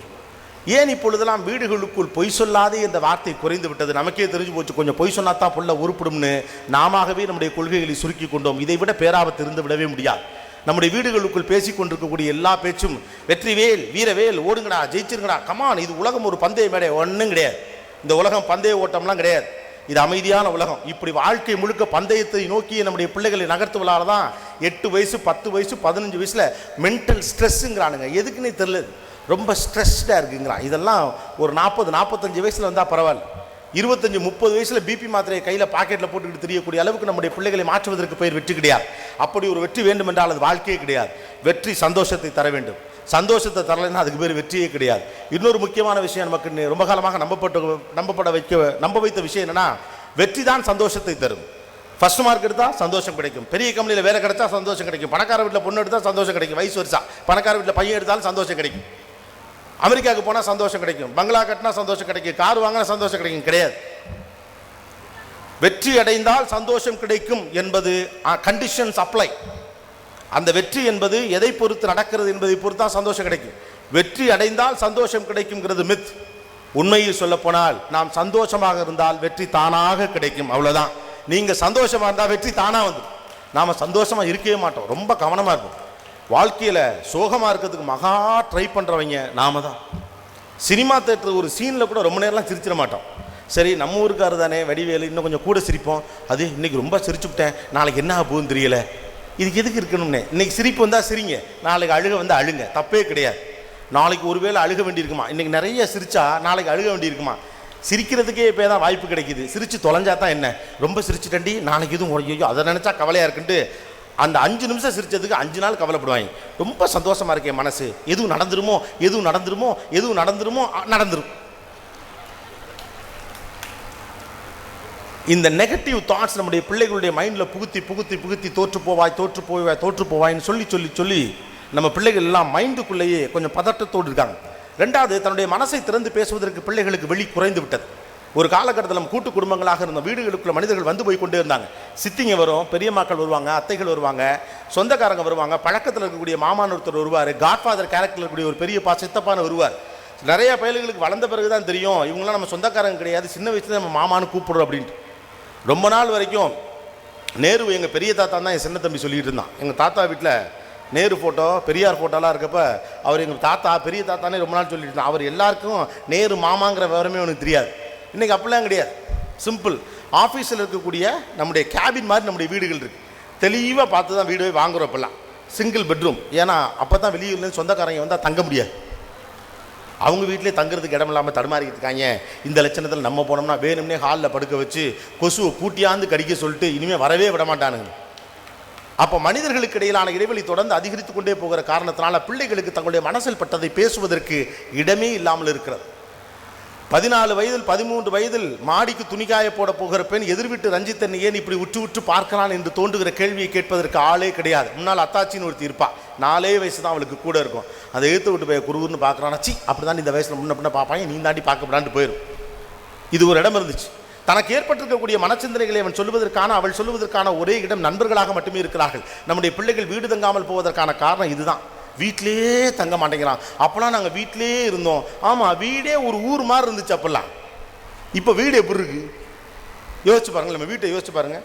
கண்ணை மூடி யோசிச்சா கொஞ்சம் நேரத்தில் பயம் வந்துடும். ஐயோ அமைதியாக இருக்குது, தனியாக பக்கத்து ரூமுக்குலாம் போக முடியாது, அந்த அளவுக்கு பதட்டமாக இருக்குது. வீட்டுக்குள்ளே ஒரு நர்வஸ்னஸ் இருந்துகிட்டே இருக்குது. கவனிச்சிருக்கீங்களா யாராவது? நான் இப்போ சொல்கிறப்பெல்லாம் ஆமாம் இல்லை அப்படின்னு தோணும். ஏன்னா வழக்கமான விஷயம் கிடையாது நான் சொல்கிறது. நம்ம வீடுகளுக்குள்ளே நீங்கள் போயிட்டு தனியாக கொஞ்சம் நேரம் உட்காந்துட்டு நான் யார் அப்படின்னு யோசிங்களேன், படப்படம் டிவியை போட்டு விட்டு ஐயோ நம்ம யாருன்னு தெரிஞ்சுக்க வேண்டாங்கிற அளவுக்கு வந்துடுது. ஒரு சின்ன அமைதி எப்போதும் இருந்து கொண்டே இருக்கிறது. ஒரு ஊசலாட்ட மனசுக்குள்ளே இருந்து கொண்டே இருக்கிறது. 10 பருவத்து பிள்ளைகளுக்கு தங்கள் மனசில் தோன்றக்கூடிய எந்த விஷயத்தை வீட்டுக்குள் பதிவு செய்து கொள்வதற்கான இடம் இல்லை. படிப்பை தாண்டி வேறு எந்த விஷயத்தை பேசினாலும் இந்த பயனற்ற விஷயம் என்று நம்முடைய வீடுகள் பார்க்க ஆரம்பித்ததன் விளைவாக எந்த விஷயத்தையும் பேசுவதற்கான இடத்தை வீடுகள் தருவதே கிடையாது. படிப்பை தாண்டி எந்த விஷயம் பேச வேண்டும் என்றாலும் அந்த பெண்ணோ அந்த பிள்ளையோ தன்னுடைய நண்பர் வட்டத்தை தான் அணுக வேண்டும் என்ற நிலைக்கு ஆளாக்கப்படுகிறான். They need their own recognition certain age. எல்லா மனிதனுக்கும் தனக்கு ஒரு முக்கியத்துவம் கிடைக்க வேண்டும், தனக்கு ஒரு அங்கீகாரம் கிடைக்க வேண்டும் என்ற எதிர்பார்ப்பு இருந்து கொண்டே இருக்கும். இத்தனை வயசுலையும் கல்யாணம் ஆகி 20 வருஷத்துக்கு அப்புறமும் புதுசாக ஒரு புடவை கட்டினா உங்கள் வீட்டுக்காரர் கவனிக்கணும்னு நினைக்கிறோம்ல. யோசிச்சு பாருங்களேன். புதிதாக ஒரு புடவை கட்டிட்டு இட்லி பரிமாறப்போ மட்டும் 2 இட்லியை முன்னால் மூஞ்சிக்கு நேரம் வந்து காட்டி கட்டிட்டு போவோம். அந்த ஆள் வேணும்னே சொல்ல மாட்டார். அப்புறம் ஒவ்வொரு தடவை அழகாக இருக்குன்னு சொல்லுவா. இது எதுக்கு கடுப்பு? ஒரே பொய்யை ஒரு மனுஷன் எத்தனை வருஷம் சொல்ல முடியும்? எனக்கு கோவம் வரும் அப்படின்ட்டு வேற என்ன சொல்லாமல் இருப்பானே. 20 ஆண்டு காலத்திற்கு பிறகு புதிதாக ஒரு கட்டிய புடவைக்கு நல்லா இருக்கின்ற ஒரு வார்த்தை கணவர் வாயிலிருந்து வர வேண்டும் என்று எதிர்பார்க்கிறோம். உங்கள் கையில் தான் 15 வருஷம் சாப்பிட்டுக்கிட்டு இருக்காரு. புதிதாக முயற்சி செய்த மீன் குழம்பு மசாலாவில் அது எப்படி இருக்குன்னு சொல்லணும் அப்படின்னு நீங்கள் எதிர்பார்க்குறீங்க. இன்றைக்கும் ஆஃபீஸில் வளர்ந்த ஒரு மேலதிகாரி தன்னை விட பெரிய மேலதிகாரியிடம் வெரி குட் வாங்கணும்னு ஆசைப்படுறார். Everybody expect appreciation and recognition. தனக்கு ஒரு முக்கியத்துவமும் பாராட்டும் ஒரு இடத்தில் கிடைக்க வேண்டும் என்று எல்லோரும் எதிர்பார்க்கிறார்கள். ஆனால் நம்முடைய வீடுகள் நன்கு படிக்கிறவனை மட்டுமே அங்கீகரிக்கிறது. உண்டா இல்லையா? நல்லா படிக்கிறவனை மட்டும்தான் நம்முடைய வீடுகள் அங்கீகரிக்கிறது. மற்ற எவனையும் நம்முடைய வீடுகள் பெரும்பாலும் அங்கீகரிப்பது கிடையாது. நம்முடைய வீடுகளுக்குள் கவிதைக்கு அங்கீகாரம் கிடையாது, ஓவியத்திற்கு அங்கீகாரம் கிடையாது, கலைக்கு அங்கீகாரம் கிடையாது. அதெல்லாம் செல்லா காசு என்று தெளிவாக தீர்மானித்து விட்டோம். சூப்பர் சிங்கரில் பாடினா ஜோடி நம்பர் 1ல் ஆடினா வேணா ஓகே, அதுவும் காசு தரும்னா. ஆளை பாருங்க, போய் இந்த விளையாட்டு விளையாடிட்டு இருக்க. கிரிக்கெட் விளையாடுறா, கிரிக்கெட் விளையாடுன்னு சொல்றது ஒன்றும் தேசப்பட்டுலாம் கிடையாது. ஒரு ஒன் டே மேட்ச்ல ஆடிவிட்டோம்னா அதுக்கப்புறம் ஏதாவது கிளப்புக்கு ஆடி ஏலத்தில் 4 கோடி ரூபாய்க்கு நம்மளை எடுத்தாங்கன்னா நம்ம குடும்பத்துக்கு காசு வருமே. மனுஷன் ஆசைப்பட்டது எதையுமே செய்யக்கூடாது. எல்லாத்தையும் கமர்ஷியல் பாயிண்ட் ஆஃப் வியூலே போயிடுங்க. அவனுக்கு வேறொன்றோ பிடிக்கும், வயலின் வாசிக்கணும்னு ஆசைப்படுவான், ஆசிக்கிட்டோம். தெருக்கூத்து கற்றுக்க நினைப்பான், கற்றுக்கட்டும். பற கற்றுக்கன்னு நினைப்பான், கற்றுக்கட்டும். அடி பின்னி இருக்கட்டும். நாம் ஒரு சின்ன வயசில் இருக்கிற போது எல்லாத்தையும் கைத்தட்டி ரசிக்கிறோம், ஒரு கோமாளியை பார்ப்பதை போல. ஆனால் அதற்கு பிறகு அவனுடைய சொந்த ஆசைகளை, கிரியேட்டிவிட்டியை சொல்றதுக்கு வீட்டுக்குள்ள இடம் கிடையாது. If you are a very good student at your academics, you will be appreciated at home. I am not complaining everybody. Most of the homes are like that. நம்முடைய பெரும்பாலான வீடுகள் நன்கு படிக்கிறவனை மட்டுமே அங்கீகரிக்கிறது. சொந்தக்காரன் தாயாவிலாம் வர்றப்ப தம்பி 490 மார்க், தம்பி 490 மார்க், ரொம்ப குடும்பப்படுத்துவாங்க. இதுக்காகவே ரூம்ல எந்திரிச்சு தலையெல்லாம் சீவிட்டு வரணும். இந்த கூப்பிட்டு சொல்றதுல நம்ம ஆளுகளுக்கு ஒரு பெருமை இருக்கும். நம்மள எங்கேயாவது ஒரு ஷாப்பிங் காம்ப்ளெக்ஸில் யாராவது பார்ப்பாங்க, நம்மளே கன்றாவியாக போயிருப்போம். நான் அந்த அதெல்லாம் தலையெல்லாம் சீவிலாம் போக மாட்டேன். நமக்கு திடீர்னு தோணுது, சரி போவோன்னு போனால் அங்கேருந்து ஒருத்தர் ஓடியாந்து கையை பிடிச்சிப்பார். பிடிச்சிட்டு அவர் பொண்டாட்டிங்கவா அப்படின்னு கூப்பிட்டு யாருன்னு தெரியுதா அப்படிம்பார். அந்தம்மா தெரியலன்று நமக்கு மானம் போயோ. இப்போ என்னை கூப்பிட்டு என்னை யாருன்னு தெரியுதான்னு கேட்க சொன்னா, இல்லை தெரியலண்ணா. என்ன இப்படி சொல்கிற, நல்லா பார்த்து சொல்லு, விஜய் டிவி அப்படிம்பார். யோ நீ உன் பொண்டாட்டி அசதுறதுக்கு நான் என்ன வனவிலங்கு கூடாதுலேருந்து என் கூட்டியாந்து கையை விடுங்க சார் அப்படின்னா, கோபிநாத்துமா தெரிலையாண்ணா. அப்போ கூட அதுக்கு தெரியாது. அதுக்கப்புறமா அங்கே ஏதாவது கோட்டுக்கிட்டு இருந்தால் எடுத்துக்கிட்டு போட்டு காட்டினா இதுதான் அவருன்னு தெரியும். சும்மா இருக்கிறது இல்லாமல் நம்ம போய் ஒரு சட்டையோ பேண்ட்டோ வாங்க போகலான்னா இவர் குவிஸ் காம்படிஷனுக்கு, பொண்டாட்டிக்கு குவிஸ் காம்படிஷனுக்கு நம்மளை யூஸ் பண்ணுவாங்க. அது மாதிரி தூங்கிட்டு இருக்கணும் எழுப்பியாந்து, தம்பி 490 மார்க், தம்பி 490 மார்க். இது தெரிஞ்சால் நான் fail ஆகிருப்பேன்டா. We appreciate when a guy or a girl is very good at their academics. அப்போ ஒரு இளம் பிராயத்திலே ஒரு 13 வயது, 14 வயதிலே, 15 வயதிலே அல்லது 10, 11 வயதிலே ஒரு பிள்ளைக்கு தோன்படக்கூடிய கிரியேட்டிவிட்டிக்கு நம்முடைய வீடுகள் எங்கே இடம் கொடுக்குது? நண்பர்கள் வட்டத்திலே ஒரு கவிதைக்கு இடம் இருக்கிறது. அங்கே அவனுக்கு கவிஞன் என்று பட்டம் கொடுத்து கைதட்டுகிறார்கள். அவன் நண்பர் கூட்டத்தில் தான் இருப்பான். அங்கேருந்து கொண்டாந்து ஸ்கூல் பேக்கை போட்டு தட தட தடன்னு ஃப்ரெண்டுகளை பார்க்க போயிடுறான். எல்லா பையிலும் திருட்டு போய், ஆமாம் நீங்கள் தான் நல்லவங்க, வாடனா இருங்க. அங்கே அவனுக்கு அங்கீகாரம் கிடைக்கிறது, அவனுடைய ஓவியத்திற்கு அங்கீகாரம் கிடைக்கிறது, அவனுடைய கவிதைக்கு அங்கீகாரம் கிடைக்கிறது. அவன் ஏதோ 2 ஒயரை சேர்த்து செஞ்சு ஒரு ஏதோ சில மாதிரி செஞ்சுருக்கான், அதுக்கு அங்கே இடம் கிடைக்குது. நாமெல்லாம் தீர்மானம் ஒன்றே தான் நம்புகிறோம், படித்தா காசு கிடைக்கும். ஓவியம் வரைஞ்சா காசு கிடைக்குமா? படித்தா காசு கிடைக்கும். கவிதை எழுதுனா காசு கிடைக்குமா? படித்தா காசு கிடைக்கும். வேறு ஏதாவது கலையில் போனால் காசு கிடைக்குமா? ஒருவேளை இதுக்கு கேரண்டி கொடுத்தாங்கன்னா அதையும் நீங்கள் செஞ்சுக்கலாம். தயவு செய்து நம்முடைய பிள்ளைகளை அப்படி வளர்க்காதீர்கள். வாழ்க்கைங்கிறது ஒரு முழுமையான பக்குவத்தோடு கூடியதாக இருக்க வேண்டும். வாழ்க்கை அவர்கள் வாழ்வதற்கு தேவைப்படக்கூடிய நியாயமான அவகாசத்தையும் அனுபவத்தையும் நீங்கள் அவர்களுக்கு கொடுங்கள். படிப்பை தவிர இந்த உலகத்தில் வேறொன்றும் இல்லை என்று நீங்கள் முடிவெடுத்தது உங்களுடைய மிடில் கிளாஸ் மனோபாவம் கிடையாது. படிப்பு என்பது முதல்ல என்னன்னு ஒரு கேள்வி இருக்கிறது. எந்த படிப்பு அடுத்தவன் மீது பிரியத்தை தருகிறதோ அது படிப்பு. எந்த படிப்பு சமூகத்தின் மீது காதலை தருகிறதோ அது படிப்பு. எந்த படிப்பு இல்லாதவனை பற்றி கவலைப்பட வேண்டும் என்ற மன உண்மை எனக்கு தருகிறதோ அதன் பெயர் படிப்பு. கஷ்டப்படுகிறவனுக்காக நான் உழைக்க வேண்டும் என்று தோன்ற வைத்தால் அதற்கு பெயர் படிப்பு. தவறாக ஒன்று செய்யக்கூடாது என்று நினைக்க வைத்தால் அதற்கு பெயர் படிப்பு. அறத்திற்கு புறம்பாக ஒரு காசு கூட சேர்க்கக்கூடாது என்று நினைத்தால் அதற்கு பெயர் படிப்பு. ஊழலுக்கு எதிராக குரல் கொடுக்க வேண்டும் என்று ஒரு பிள்ளைக்கு தோன்றினால் அதன் பெயர் படிப்பு. தவறு செய்கிறவனுக்கு எதிராக நாம் குரல் கொடுக்க வேண்டும் என்று ஒரு பிள்ளைக்கு தோன்றினால் அதன் பெயர் படிப்பு. 25,000 ரூபாய் ஏடிஎம்ல கிரெடிட் ஆனா அதுக்கு பேர் படிப்புனா அந்த படிப்பை கொள்ளுங்கள். அப்படி ஒரு படிப்பே வேணாம். நம்ம பிள்ளை அப்படி நாசமா போவேணும், அது படிப்பு கிடையாது. அவருடைய அறச்சீற்றம், கோபம், ஆத்திரம், சமுதாய சிந்தனை, கவிதை, காதல், இலக்கியம் எல்லாத்தையும் கொண்டு கெமிஸ்ட்ரியிலையும் பிசிக்ஸ்லையும் 100க்கு 100 எடுத்து அவன் படிச்சா என்ன, பெயிலா போனா என்ன? வாழ்க்கையில் அவன் ஜெயிக்கவே போறது கிடையாது. என் வீட்டுக்கு கீழே ஒரு வயதானவர் எப்பொழுதும் செருப்பு தைத்து கொண்டே இருக்கிறார். கடந்த 2 நாட்களாக அந்த ஆளை காணவில்லை. செத்து போயிருப்பாரோன்னு ஒருத்தனுக்கு தோணலைன்னா அவன் படித்தவனே கிடையாது. அவன் என்ன ஆனான்னு தோணணும், அவன் தான் படித்தவன். தெருமுனைக்கார பெட்டிக்கடைக்கார அண்ணனிடம் பேச்சுவார்த்தை நடத்தாமல் பிசிக்ஸும் கெமிஸ்ட்ரியும் படிக்கிற பிள்ளை இந்த சமூகத்துக்கு எதுக்கு? அவன் படிச்சு ஒண்ணும் பண்ண மாட்டான், சம்பாதிப்பான், அவ்வளவுதான். உங்களுக்கே இடம் கொடுக்க மாட்டான், வீட்டில் உங்களுக்கு இடம் இருக்காது. These people are disturbing too much, send them somewhere அப்படின்ட்டு அனுப்பிவிட்டு போயிட்டே இருப்பான். இங்கிலீஷ் அமெரிக்காவிலிருந்து அல்லது ஆஸ்திரேலியாவிலிருந்து உலகத்தின் ஏறுவதோ மூலையிலிருந்து அப்போ அழுவிங்க, விட்டுவிட்டு போயிட்டான். உழைக்கிறதுக்காக 4 இடம் தேடித்தான் நம்ம பிள்ளைய போகுது. அதெல்லாம் போய் கஷ்டப்படாமலாம் இல்லை, அங்கேயும் போய் நம்ம பிள்ளைங்க கஷ்டப்படுதுங்க, அதுங்க உழைக்குதுங்க, செய்துங்க. ஆனால் நம்ம மனசு முழுக்க சமீபத்திய 20 ஆண்டுகள் ஒரு மனதில் ஏற்பட்டிருக்கிறது. படிப்பு என்பது வாழ்க்கையை பற்றிய புரிதலை ஏற்படுத்துவது, சமூகத்தை பற்றிய புரிதலை ஏற்படுத்துவது, சம்பாத்தியத்திற்கான ஏற்பாடு கிடையாது. இன்னும் சொல்ல போனால் உங்கள் கணவன்மார்கள்லாம் நீங்கள் கேட்டு பாருங்க, பெரும்பாலான வீடுகளில் இவன் உருப்படவே மாட்டான்னு சொன்னப்பல தான் கடைசியில் குடும்பத்தை காப்பாற்றிருக்கும். ஹிஸ்ட்ரி அதுதான். இந்த பிள்ளை ஒன்றத்துக்கு லாய்க்கலன்னு எந்த பிள்ளையை தண்ணி தெளிச்சு விட்டாங்களோ அந்த பிள்ளை தான் கடைசியில் குடும்பத்தை காப்பாற்றிருப்பான். மற்றவங்கள பாருங்க, பெருஞ்சவர் ஒருத்தர் ஆமாங்கிறார், அவர் அப்படி தான் சொல்லியிருப்பாங்க போட்டு. சின்ன வயசில் நீ 1 பைசாக்கு தர மாட்டேன், உன் மூத்தன் நீ நல்லா படிச்சுட்டான், சின்னவன் சூப்பராக படிக்கிறான், நடுவில் இருக்க போய் அவன் பெரிய ஆளாயிருவான், நீ மாடு மேய்ப்ப அப்படிமாய்.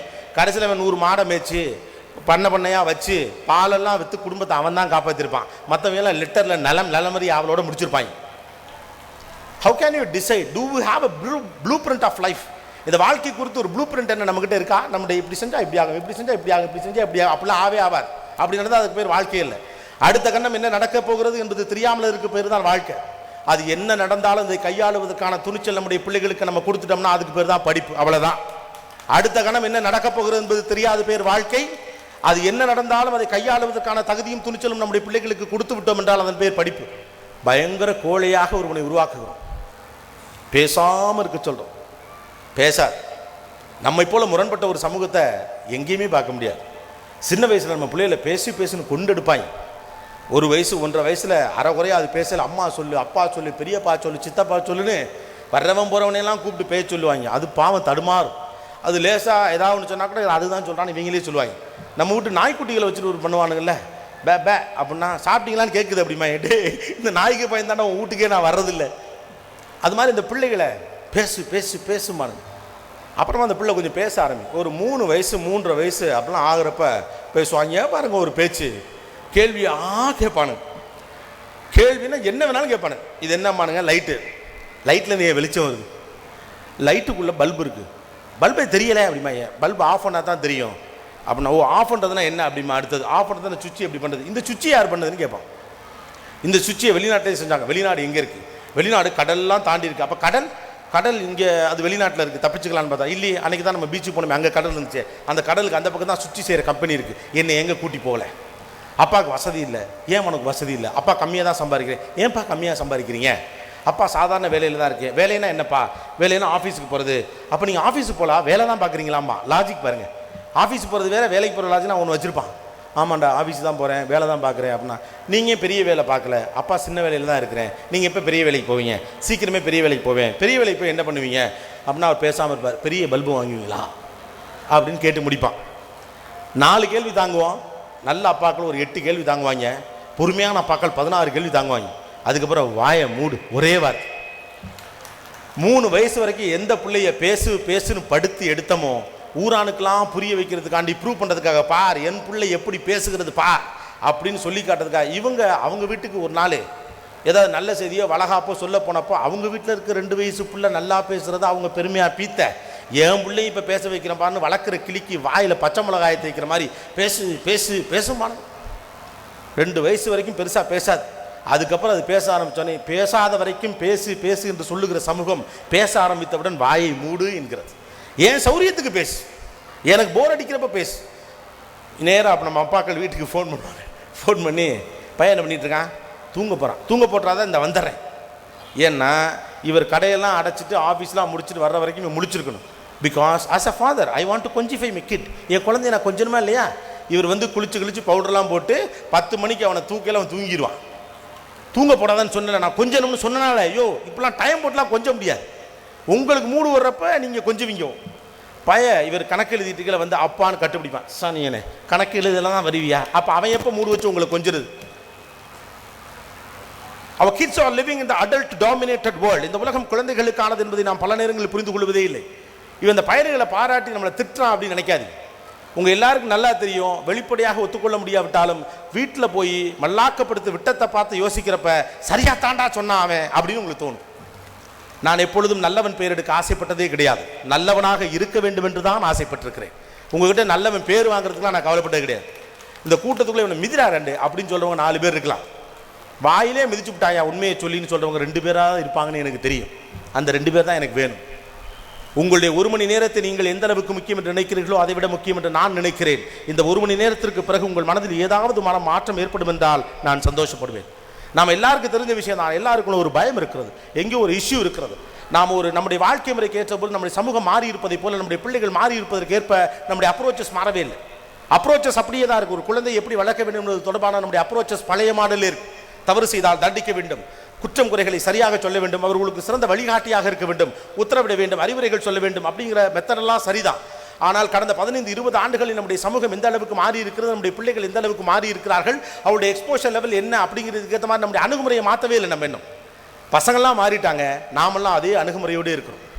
அவன் ஃபேஸ்புக்லேயும் ட்விட்டர்லேயும் உட்காந்துக்கிட்டு இருக்கான். அம்மாவும் அப்பாவும் பழைய ஆளாக தெரிகிறாங்க. கம்ப்யூட்டர் முன்னால் உட்காந்தாலே கட்டாயமாக தப்பு தான் ஏதோ பண்ணுவான் அப்படிங்கிற ஒரு முடிவோடு நம்ம தீர்மானமாக இருக்கும். நம்ம பிள்ளைங்க தப்பு தான் பண்ணுங்கிற எண்ணத்தோடு தான் நம்ம பிள்ளைகள் நம்ம பார்ப்போம்னா ஒரு கண்காணி வேலை பார்ப்பது நம்முடைய வேலை கிடையாது. நம்முடைய பிள்ளை தவறி விழுகிற போது அவன் சட்டக்காலம் நம்ம கையில் இருக்கணும். அந்த அளவுக்கு நமக்கு அவனுக்கு இடையில ஒரு பாண்டிங் இருக்கணும். அப்படி இருக்கணும்னா தனக்கு நேருகிற எந்த முக்கியமான விஷயத்தையும் நம்முடைய பிள்ளை நம்முடைய வீட்டில் தான் முதலில் சொல்ல வேண்டும் என்கிற ஒரு பழக்கத்தை நம்முடைய பிள்ளைகளிடம் ஏற்படுத்தணும். அதை நீங்கள் ஏற்படுத்தணும்னா உத்தரவுகள் வழியாக ஏற்படுத்த முடியாது, அன்பின் வழியாக மட்டும்தான் ஏற்படுத்த முடியும். அன்புதான் நம்பிக்கையை விதைக்கும். இந்த விஷயத்தை என்னுடைய வீட்டில் அம்மாவிடமோ அப்பாவிடமோ சொல்லுகிற போது அவர்கள் எனக்கு சரியான பதிலை தருவார்கள் என்ற எண்ணம் ஒரு ஆண் பிள்ளைக்கும் பெண் பிள்ளைக்கும் வரும் என்றால் தனக்கு நேருகிற நல்லதோ கெட்டதோ எதுவாக இருந்தாலும் முதலில் தன்னுடைய வீட்டில் சொல்லும். இல்லை என்றால் நண்பரிடத்தில் தான் சொல்லும். அவனுக்கு பதில் சொல்ல தெரியாது. நம்முடைய பிள்ளைகள் இன்னைக்கு இருக்கக்கூடிய இன்னைக்கு நல்லவன் யாரு கெட்டவன் யாருன்னு தெரியாத ஒரு வாழ்க்கை தானே. குறைந்தபட்சம் பழைய படத்துலையாவது வெள்ளனா இங்கே ஒரு மறு வச்சிருப்பாங்க. இப்பெல்லாம் கெட்டவன் கூட ஹிந்தி பட ஹீரோ மாதிரி அவ்வளோ சவச்சவன் அழகாக தான் இருக்கான். நல்லவன் யாரு கெட்டவன் யாரெல்லாம் தெரியாது. வெளியில் எப்படி பழகணும், அடுத்தவன்ட்ட எப்படி கவனமாக இருக்கணும்னு சொல்லிக் கொடுக்கக்கூடிய நம்முடைய வீடுகள் நல்லவனை போல் இருக்கிறவனிடம் எப்படி பழக வேண்டும் என்று சொல்லிக் கொடுப்பதே கிடையாது. வெளியில் இப்படி இருந்து கொள் போகிற தெருமுக்குள்ள பயலுக்கு நிற்பாங்க பார்த்து போடின்னு பிள்ளைகள்கிட்ட சொல்கிறோம். வீட்டுக்குள்ளே வந்து போயிட்டு இருக்கவங்க எல்லாம் நம்ம கிட்ட நல்லவங்கிற ஒரே காரணத்தினால அவங்கள்ட்ட நீ கவனமாக இருந்துக்கணுங்கிற விஷயத்தை சொல்லிக் கொடுக்கறதே இல்லை. தெரியாதவர்களிடம் எப்படி நடந்து கொள்ள வேண்டும் என்று சொல்லிக் கொடுக்கக்கூடிய இந்த சமூகம் தெரிந்தவர்களிடம் எப்படி இருக்க வேண்டும் என்பதையும் சொல்லிக் கொடுங்கள். இந்த சமூகம் மாறிவிட்டது. மோஸ்ட் ஆஃப் த கிரைம்ஸ், நிறைய தவறுகள், குறிப்பாக நம்முடைய குழந்தைகளுக்கு எதிராக அழைக்கப்படக்கூடிய பல்வேறு தவறுகள் நம்முடைய குட் புக்ஸ் நாம நல்லவங்க நினைச்சுக்கிட்டு இருக்கவங்கள்ட்ட தான் நடந்துக்கிட்டு. அதுதான் இன்னைக்கு இருக்கக்கூடிய யதார்த்தம். இந்த சூழ்நிலைகள் உங்களுக்கு தெரிவதே கிடையாது. அப்படி ஒரு தவறு நடக்கிற பட்சத்திலே அதை சொல்வதற்கான ஒரு உரிமை ஒரு பெண் பிள்ளைக்கு தன் தாயிடம் சொல்வதற்கான அதிகாரம் இருக்க வேண்டும். நாம ஒருத்தரை மாமான்னு சொல்லி விட்டுறோம், சித்தப்பான்னு சொல்லி பழகுங்க. நம்ம வீட்டுக்குள்ளே வந்து போயிட்டு இருக்கிறதுனால அவர் நல்லவராக இருக்க வேண்டும் என்ற அவசியம்லாம் கிடையாது. நம்முடைய குழந்தைகளுக்கு எதிராக நடக்கக்கூடிய பல்வேறு வன் செயல்கள் நம்முடைய குட் புக்ஸில் இருக்கவங்க தான் பண்ணுறாங்க அப்படின்னு ஒரு ரெக்கார்ட் சொல்லுது. ஆக கெட்டவன் என்று நீங்கள் யாரை பார்க்கிறீர்களோ அவனிடம் எப்படி பழக வேண்டும் என்று பெற்றுவதும் வாழ்க்கை கிடையாது. எது நேர்ந்தாலும் என்னிடம் சொல்ல வேண்டும் என்கிற மனநிலையை நம்முடைய பிள்ளைகளுக்கு நாம் உருவாக்கணும். அந்த சூழ்நிலை உருவாக வேண்டும் என்றால் நம்முடைய பிள்ளைகளுக்கு வீடு எதை பற்றி பேசுவதற்கும் சுதந்திரம் இருக்க வேண்டும். மனத்தடை இருக்கக்கூடாது, பயம் இருக்கக்கூடாது. இன்னைக்கு அது ரொம்ப முக்கியம். கடந்த காலத்தில் கூட இவ்வளவு பிரச்சனைகள் கிடையாது. இன்றைக்கு எங்கு பிரச்சனை எப்படி இருக்கிறது என்பதை தெரியாமல் ஒரு சூழ்நிலை இருக்கிற போது ஆண் பிள்ளையாக இருந்தாலும் சரி பெண் பிள்ளையாக இருந்தாலும் சரி எந்த விதமாக அவனுக்கு மனசுல ஏதோ சுருக்குன்னு குத்துதா நேராக வந்து அப்பாட்ட சொல்லணும்னு தோணும், நேராக வந்து அம்மாட்ட சொல்லணும்னு தோணும். சொன்னால் திட்டுவாரப்பா. நம்ம ஆளுங்களுக்கு ஒரே ஒன்று தானே, அது உலகமாக தப்பு அடுத்தவன் சைட்லேருந்து இருந்தாலும் சரி தான். நம்ம ஆளுங்களுக்கு ஈஸி நம்மளை குத்தம் சொல்கிறது தான்.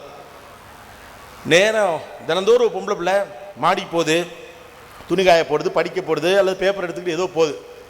எய்த்த வீட்டில் ஒரு 4-5 வருஷமாக அந்த பையன் சும்மா தான் தெரிஞ்சிருந்தான். இப்போ அந்த பிள்ளையை பார்த்து சிரிக்கிறான், ஹாய் சொல்கிறான், கையை காட்டுறான்.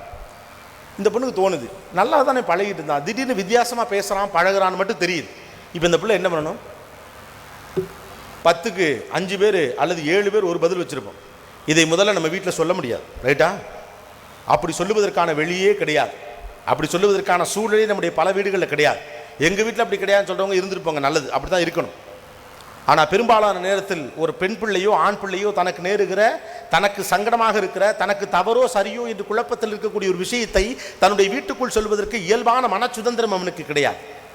அப்படியே சொன்னாலும் எழுத்த விட்டு பையன் என்னமோ தெரியலமா, 1 மாசமா கொஞ்சம் வித்தியாசமாக சிரிக்கிறான், ஏதோ பேசுகிறான், அங்கே வரியான்னு கேட்குறான், இங்கே பேசுவோமான்னு கேட்குறான். அவனை குத்தவாளி இல்லை, வயசுல எல்லாம் வர்றதுதான்.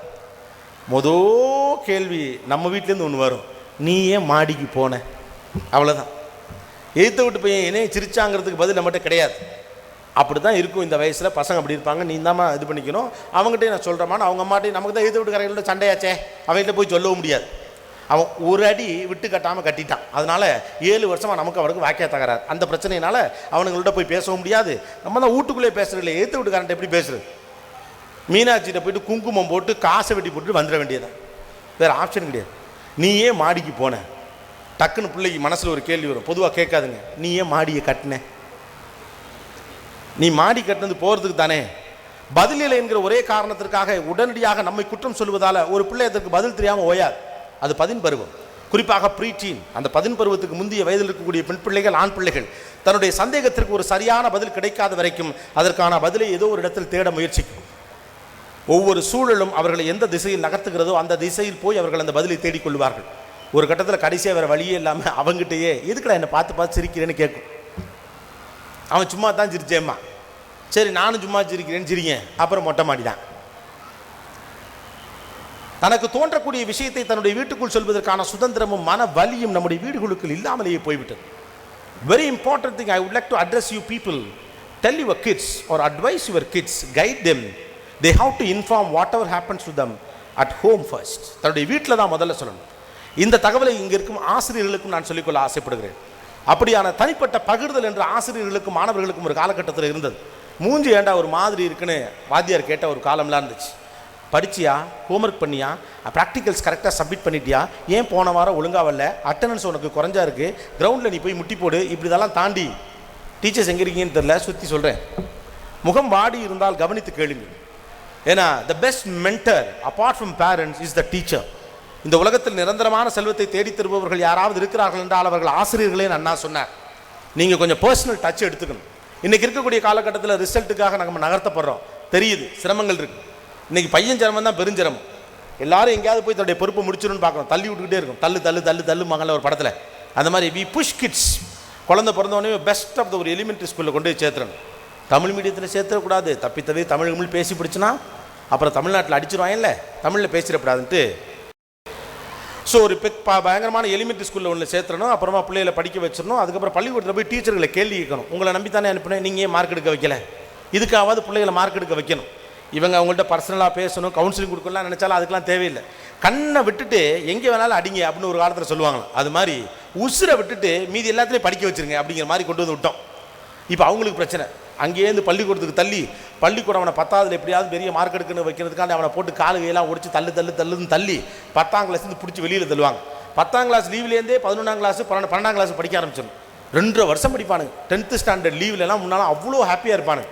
10th ஸ்டாண்டர்ட் லீவ்லேருந்தே 12th standard physics maths tuition குறிப்பாக படிச்சிடணும்.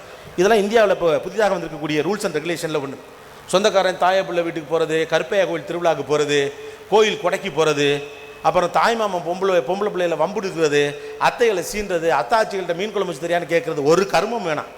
மணிரத்னம் படத்தில் வர்ற மாதிரி அமைதியாகவே இருங்கடா, எல்லாரும் பேசாமல் இருங்க, எதுவும் கேட்டாதீங்க. கிளைமேக்ஸில் ரயில்வே ஸ்டேஷனில் சேர்ந்துக்கலாம், ஒரு பிரச்சனையும் இல்லை, சும்மாவே இருங்க எல்லாரும் அப்படிங்கிற மாதிரி பேசாமல் இருக்கும். 10th ஸ்டாண்டர்ட்லேருந்து படித்து ஒரு 3 மாதம் டியூஷன்லாம் போய் அதுக்கப்புறம் 11th 12th படித்து, 11th படிக்கிறது இல்லை, இப்போ 12th படித்து அப்புறம் 1.5 வருஷம் படிச்சுவிட்டு 19th 12ஆம் கிளாஸ் வேறு 1 வருஷம் படிக்கிறது. 2.5 வருஷம் படிச்சுவிட்டு 1100, 2.5 வருஷம் படித்து 1100 மார்க் எடுத்தால் அது ஃபெயிலாக போனதுக்கு சமம் தான். 1 வருஷம் படித்து நீ 1100 மார்க் எடுத்தால் தான் மார்க்கு. 2.5 வருஷம் படிச்சுவிட்டு அதுவும் ஒரு வேளையும் பார்க்காம படிச்சுவிட்டு பகல் எது இரவு எது கிழமை எது தேதி எதுன்னு தெரியாமல், செத்து போன சொந்தக்காரங்க தகவல் பற்றிலாம் தெரியாமல், 2-3 சீரியல் வந்து முடிஞ்சிருச்சா, கிரிக்கெட் டீமில் இப்போ தோனியே கிடையாதா, அப்படியா என்ன சொல்கிறீங்க நீங்கள், காந்தி செத்துட்டாரா அப்படிங்கிற லெவலுக்கு ஒருத்தனை உலகத்தையே தெரியாமல் பத்திரமா பார்த்துக்கிட்டு அவன் 1100 மார்க் எடுத்தா என்ன, எடுக்காமல் போனேன், நாங்கள் ஏண்டா நடிச்சாமத்தில் சுடுகாட்டுக்கு போகிறோங்கிற மாதிரி அவன் படித்தா என்ன, படிக்காமல் போனா என்ன. That is not education. Education how to build a confidence. இன்றைக்கி நம்முடைய பிள்ளைகளுக்கு நாம் சொல்லித்தர வேண்டிய வாழ்க்கையை சொல்லித் தருவதே இல்லை. ஒன்று அவர்கள் கையை பிடித்துக்கொண்டே நடக்கிறோம், பிள்ளை விழுந்துருமோ நான் பத்திரமா பார்த்துக்கிறேன் 10 ரூபாய் பார்த்துக்கிறேன்ட்டு கடைசி வரைக்கும் அவனை எதுவுமே செய்ய வருதில்லை. மண்ணில் விளையாடினா ஒத்துக்காது. அட பாவீங்களா, சாக கிடக்கிற கிளங்கட்டையெல்லாம் எங்கள் ஊரில் கொண்டு இவனை எப்படியா போயிடும், அந்த மண்ணில் உசுறு போகணும்னு சொன்ன ஊரில் மண்ணில் காலுகை படிச்சுனா டிசீசஸ் ஃபார்ம் ஆயிரும். வந்தால் பரவாயில்ல, மருந்து கொடுத்துக்கலாம், மண்ணில் விளையாடட்டும். கடைசி வரைக்கும் பிள்ளையை உங்களால் அப்படி பார்த்துக்கவே முடியாது. நாளைக்கு அவன் வாழ்க்கை அவன் பார்க்கட்டும். சிராய்ப்புகளை பற்றி கவலைப்படாதீர்கள். ஓடட்டும், விழுகட்டும், முட்டியில் அடிபட்டும், தாவங்கட்ட உடையட்டும், 2 பல்லு விழுகட்டும், அப்போ தான் ஓட முடியும். அவன் படிக்கட்டும், தடுமாறட்டும், கஷ்டப்படட்டும், ஃபெயில் ஆகட்டும், அப்புறம் அவனே படிக்கட்டும், அவனே பாஸ் ஆகட்டும், அவனே ஜெயிக்கட்டும். அவன் சந்திக்க வேண்டிய அனுபவங்களை சந்திக்க அவனுக்கு அனுமதி கொடுங்கள். அவன் கடந்து வர வேண்டிய பாதையை கடந்து வர அவனுக்கு அனுமதி கொடுங்கள். நீங்கள் வாழ்க்கையை பற்றி புரிந்து கொள்ள வாழ்க்கை உங்களுக்கு ஒரு பாடம் சொல்லிக் கொடுத்தது. அதுபோல இந்த தலைமுறையை சேர்ந்த பிள்ளைகளுக்கும் வாழ்க்கையை பற்றி புரிந்து கொள்வதற்கு வாழ அவர்களை விடுங்கள். கடைசி வரை நீங்களே கையை பிடித்துக் கொண்டு இந்த பிள்ளைகளை நடத்த முடியாது. They have to walk on their own legs. அவர்கள் சொந்த காலில் நடக்க வேண்டும். வெற்றி அவர்கள் சந்திப்பதை போல தோல்வியையும் சந்தித்து பழகட்டும். தோல்வியே இல்லாமல் நம்ம பிள்ளை போயிடணும் அப்படின்னு பத்திரமா பாதுகாத்தா எல்லா பேரும் தோத்து போயிடலாம். உண்மையிலேயே உங்களுடைய அனுசரணையும் அக்கறையும் தேவைப்படுகிற பட்சத்தில் நீங்கள் இல்லாமலே கூட இருக்கலாம், அல்லது இவன் உங்கள் பக்கத்தில் இல்லாமல் இருக்கலாம். என்ன செய்யறதுன்னு தெரியாது. தனியாக எந்த முடிவும் எடுக்கக்கூடாது, தனியாக எதையும் செய்யக்கூடாது, சுதந்திரமாக சிந்திக்கக்கூடாது, ஃபினான்ஸ் எப்படி ஹேண்டில் பண்ணணும் தெரியாது, கையில் 10 ரூபா இருந்தால் சரியாக எப்படி செலவு பண்ணுங்கிறது தெரியாது, யாரிடம் எப்படி பேச வேண்டும் என்று தெரியாது, எங்கே குனிய வேண்டும், எங்கே நிமிர வேண்டும், எங்கே எகிர வேண்டும், எங்கே திட்டணும், எங்கே பேசணும், எங்கே நோ சொல்லணும், எங்கே எஸ் சொல்லணும், எதுவுமே தெரியாது. பொம்பளை பிள்ளைகிட்ட பேசக்கூடாது, எழுத்து வீட்டிலனாலும் பார்க்கக்கூடாது, பார்த்தாலும் பழகக்கூடாது, பழகினாலும் பேசிடக்கூடாது, கவிதை கூடாது, ஓவியம் கூடாது, இலக்கியம் கூடாது, சினிமா கூடாது, தோனி கூடாது, விராட் கோலி கூடாது, டிவி கூடாது, எதுவும் கூடாது. பொம்பளை பிள்ளை வாசனையே படப்படாது. ஆனால் 24 வயசுல கல்யாணம் பண்ணி கொடுத்துருவோம், ஒத்துமையா பிள்ளையெல்லாம் பெற்றுக்கணும். என்னங்கடா அது எப்படி நடக்கும்? ஒன்றும் தெரியாது. 3ஆவது நாள் மூக்கில் குத்துவான். எங்கள் அம்மா இப்படி பண்ணாது தெரியுமில்ல, நீயே இப்படி பண்ண, எங்கள் அப்பா கூட இப்படி பண்ண மாட்டார், உனக்கு தெரியுமா, இதுவும் மூந்தில் ஊற்றிருங்க. 3ஆவது மாதம் கோர்ட்டுக்கு வந்துடும். Life is the biggest teacher in this world. இந்த உலகத்தின் மிகப்பெரிய ஆசான் வாழ்க்கை தான். வாழ்க்கை தான் ஒரு மனிதருக்கு வாழ்க்கை மிகச்சிறப்பாக சொல்லித்தரும். வாழ்க்கையை விட வாழ்க்கையை யாராலும் மனுஷனுக்கு சொல்லியே தர முடியாது. வாழ்க்கை அதனுடைய சொந்த சிலபஸில் ஒரு மனுஷன் எப்படி வாழணுங்கிறதுக்கு தேவைப்படக்கூடிய எல்லாத்தையும் கொடுத்துருக்கு. நீங்கள் அப்படி ஒரு வாழ்க்கையை தான் கடந்து வந்தீங்க. அதனால தான் வேரோடு பிடிங்கி கட்ட போதும் வேறு வீட்டில் உங்களால் வளர முடிந்தது. இங்கே இருக்க அம்மாக்கள் இப்படி தானே, சம்மந்தமே இல்லாமல் ஏதோ ஒரு பாண்டிச்சேரியில் இருப்பீங்க, சம்மந்தமே இல்லாமல் மதுரையில் உங்களை கட்டி கொடுத்துருப்பாங்க. இந்த மொழி வேறு, இங்கே அன்னம் புழங்கு தங்கு இதெல்லாம், இங்கே கிச்சனே வேறு. நீங்கள் அங்கே குண்டாமிங்க, இங்கே கிண்ணம்பாங்க. நீங்கள் அங்கே சட்டினா இங்கே ஆப்பம்மானுங்க. இங்கே பேசுகிற தமிழே உங்களுக்கு பாதி புரியாது. அப்புறம்லாம் அங்கெல்லாம் மாதிரி வீட்டில் வச்செல்லாம் குடிக்க முடியாது. இங்கே அது மாதிரிலாம் கிடையாது. Life is என்டர்லி different. ஆனால் வேரோடு பிடுங்கி வேரோடு நட்ட போதும் 2 நாத்தனார், 2 கொழுந்தமாரு, 10 கொஞ்சம் கூட குறைச்சி பேசுகிற மாமியார், எந்த கேள்வியுமே கேட்காத மாமனார், நீயே பார்த்துக்கப்பான்னு சொல்கிற புருஷங்காரு, முறை சாதி சனம் மக்க மனுஷன் 100 பேர் வந்து போயிட்டே இருக்கக்கூடிய ஒரு வீட்டுக்குள்ளே வந்து நின்று மூத்த மருமகளாக காலை ஊனி அடுப்படியை மாற்றி அதிகாரத்தை கைக்குள்ளே கொண்டு வந்து சாவி கொத்த தூக்கி இடுப்பில் சொருக முடிஞ்சிச்சா இல்லையா? How it happen? எப்படி நடந்துச்சு? வாழ்க்கையை எப்படி கையாள வேண்டும் என்பது குறித்து வாழ்க்கை உங்களுக்கு ஒரு பாடம் சொல்லி தந்தது. அந்த பாடத்தை கற்றுக்கொள்ள உங்களுடைய வீடு உங்களை அனுமதித்தது, நீங்கள் கற்றுக்கொண்டீர்கள். அதை பள்ளிக்கூடம்லாம் சொல்லித்தராது. விழட்டும். ஒரு பிள்ளை விழுவது ஒரு நாளும் தவறு கிடையாது. விழுந்தால் எப்படி எழ வேண்டும் என்று சொல்லிக் கொடுங்கள், விழாதே என்று சொல்லிக் கொடுக்காதீர்கள். விழணும், விழுந்தா தான் எந்திரிப்போம். அதனால நம்ம பசங்கள்கிட்ட அந்த பர்விசீவரன்ஸே இல்லாமல் போயிடுச்சு. ஒரு விஷயம் கிடைக்கலாம் ரொம்ப நொடுங்கி போயிடுறாங்க. ஏன்னா லைஃப்பில் ஜெயிக்கிறது மட்டும்தான் இருக்குது, தோல்வின்னு ஒன்று இல்லவே இல்லைன்னு நினைக்கிறான். Perseverance is very less. இது வணிகர்களின் பூமி. ஒவ்வொருத்தரும் தன்னுடைய இடத்திற்கு வருவதற்கு இங்கே எவ்வளோ நிறைய வணிகர்கள் இருக்கலாம், அல்லது படித்து பெரியாரானவங்க இருக்கலாம். யார் ஈஸியாக வந்தல? Nobody comes up so easy in the life. ஒரே நாள் ராத்திரியில் யாருக்கு வெற்றி நடந்ததில்லை. வால்ட் டிஸ்னிகிட்ட ஒரு கேள்வி கேட்டாங்கன்னா, உலகத்தின் மிகப்பெரிய மில்லியனர் நீங்கள், இன்றைக்கி உலகம் முழுக்க தீம் பார்க்கில் நிறுவப்பட்டிருக்கு, உங்களுடைய சொந்த நிறுவனம் படம் எடுக்கிறது. ஓவர் த நைட்டில் you become a biggest man in this world. ஒரு ராத்திரியில் இந்த உலகத்தின் மிகப்பெரிய மனிதனாக நீங்கள் மாறிவிட்டீர்கள் அல்லவா அப்படின்னு கேட்டப்போ சொன்னாராம், உண்மைதான், ஒரே ராத்திரியில் இந்த உலகத்தின் மிகப்பெரிய மனிதனாக நான் மாறிவிட்டேன். ஆனால் அந்த இரவு எவ்வளவு நீளமானது என்பது எனக்கு மட்டும்தான் தெரியும் அப்படின்னு நானா. அவனுக்கு தான் தெரியும் அந்த இரவு எவ்வளோ நீளமாச்சு. உங்களை மாதிரி கோட் போட்டுக்கிட்டு டிவியில் வந்து பேசினேன் சார், வாங்க சந்தோஷம். ஆனால் அந்த கோட்டை போட நாம் பட்ட பாடுன்னா எனக்கு தான் தெரியும். கோட்டை போட்டுக்கிட்டு டிவியில் பேசுறது எவ்வளோ கஷ்டங்கிற விஷயமும் எனக்கு தான் தெரியும். So that it is not that easy. எப்படி ஜெயிச்சிட முடியும் அவங்க நம்பினாங்க. கையில் 10 காசு கிடையாது, நாளைக்கு காலையில் சாப்பாட்டுக்கு வழி கிடையாது. ஒரு சாம்ராஜ்யத்தை உருவாக்க வேண்டும் என்ற கனவு மட்டும் ஒரு ஒன்றும் இருக்கிறது. போராடினா ஜெயிச்சலான்னு அவனுக்கு நம்பிக்கை இருந்துச்சு. நல்ல மனுஷெல்லாம் கூட துணைக்கு உருவான ஒருத்தருக்கு நம்பிக்கை இருந்துச்சு. தவறு நடந்தால் சரி செய்து விட முடியும் என்ற நம்பிக்கை இருந்தது. இன்று விழுந்தாலும் நாளை எழுந்து விடுவோம் என்ற நம்பிக்கை இருந்தது. இப்படியே வாழ்க்கை இருந்து விடாது, என் வாழ்க்கை மாறிவிடும் என்ற நம்பிக்கை இருந்தது. அதை நோக்கி ஓட வேண்டும் என்ற துணிச்சல் இருந்தது, வெறி இருந்தது, வேகம் இருந்தது, ஜெயிச்சானுங்க. இப்போ அதெல்லாம் மட்டுப்பட்டு போச்சு. காரணம், முதல் தோல்வியிலே விழுந்துடுறான். அடுத்து எந்திரிக்க முடியல, அவ்வளோதான் போல் இருக்குது, சான்ஸ் இல்லை. According to the formula of F+B² it will not work out. போயிடுது. டிசப்பாயின்மெண்ட். கவுண்டர் கை போய் டிக்கெட்டு நீட்டிட்டு தங்கம் தேட்டரில் இப்போ இருக்கா மூடிட்டாங்களா? வேறு ஏதோ தேட்டரில் கவுண்டருக்குள்ளே கையை விட்டு டிக்கெட்டும் கேட்கல. 3 மணி நேரம் வரிசையில் இருந்தவனுக்கு அதோட டிக்கெட் இல்லையம்பானுங்க. 3 மணி நேரம் நின்றுப்பான். அப்புறம் வெளியில் வந்துட்டு சே அப்படின்ட்டு வீட்டுக்கு போய்ட்டு கொஞ்சம் நேரம் கவலைப்பட்டு மற்ற வேலையை பார்த்துட்டு மறுநாள் இன்னும் செத்த முன்னால் போய்ட்டு வரிசையில் நிற்பானு, நின்று படத்தை பார்ப்பானு. இன்றைக்கி இன்டர்நெட் புக்கிங் க்ளோஸ் ஆகிட்டா நைட்டு தூங்க மாட்டேங்கிறாங்க. எப்படியா திருட்டு விசிறி கிடைக்குமா, இன்டர்நெட்டில் போய் பார்க்கலாமா, எவனுக்காக ஃபோன் பண்ணி கதையாவது கேட்டுறானு, தாங்கிக்க முடியல. We need to teach them how to handle failures in life. We always try them to become successful people.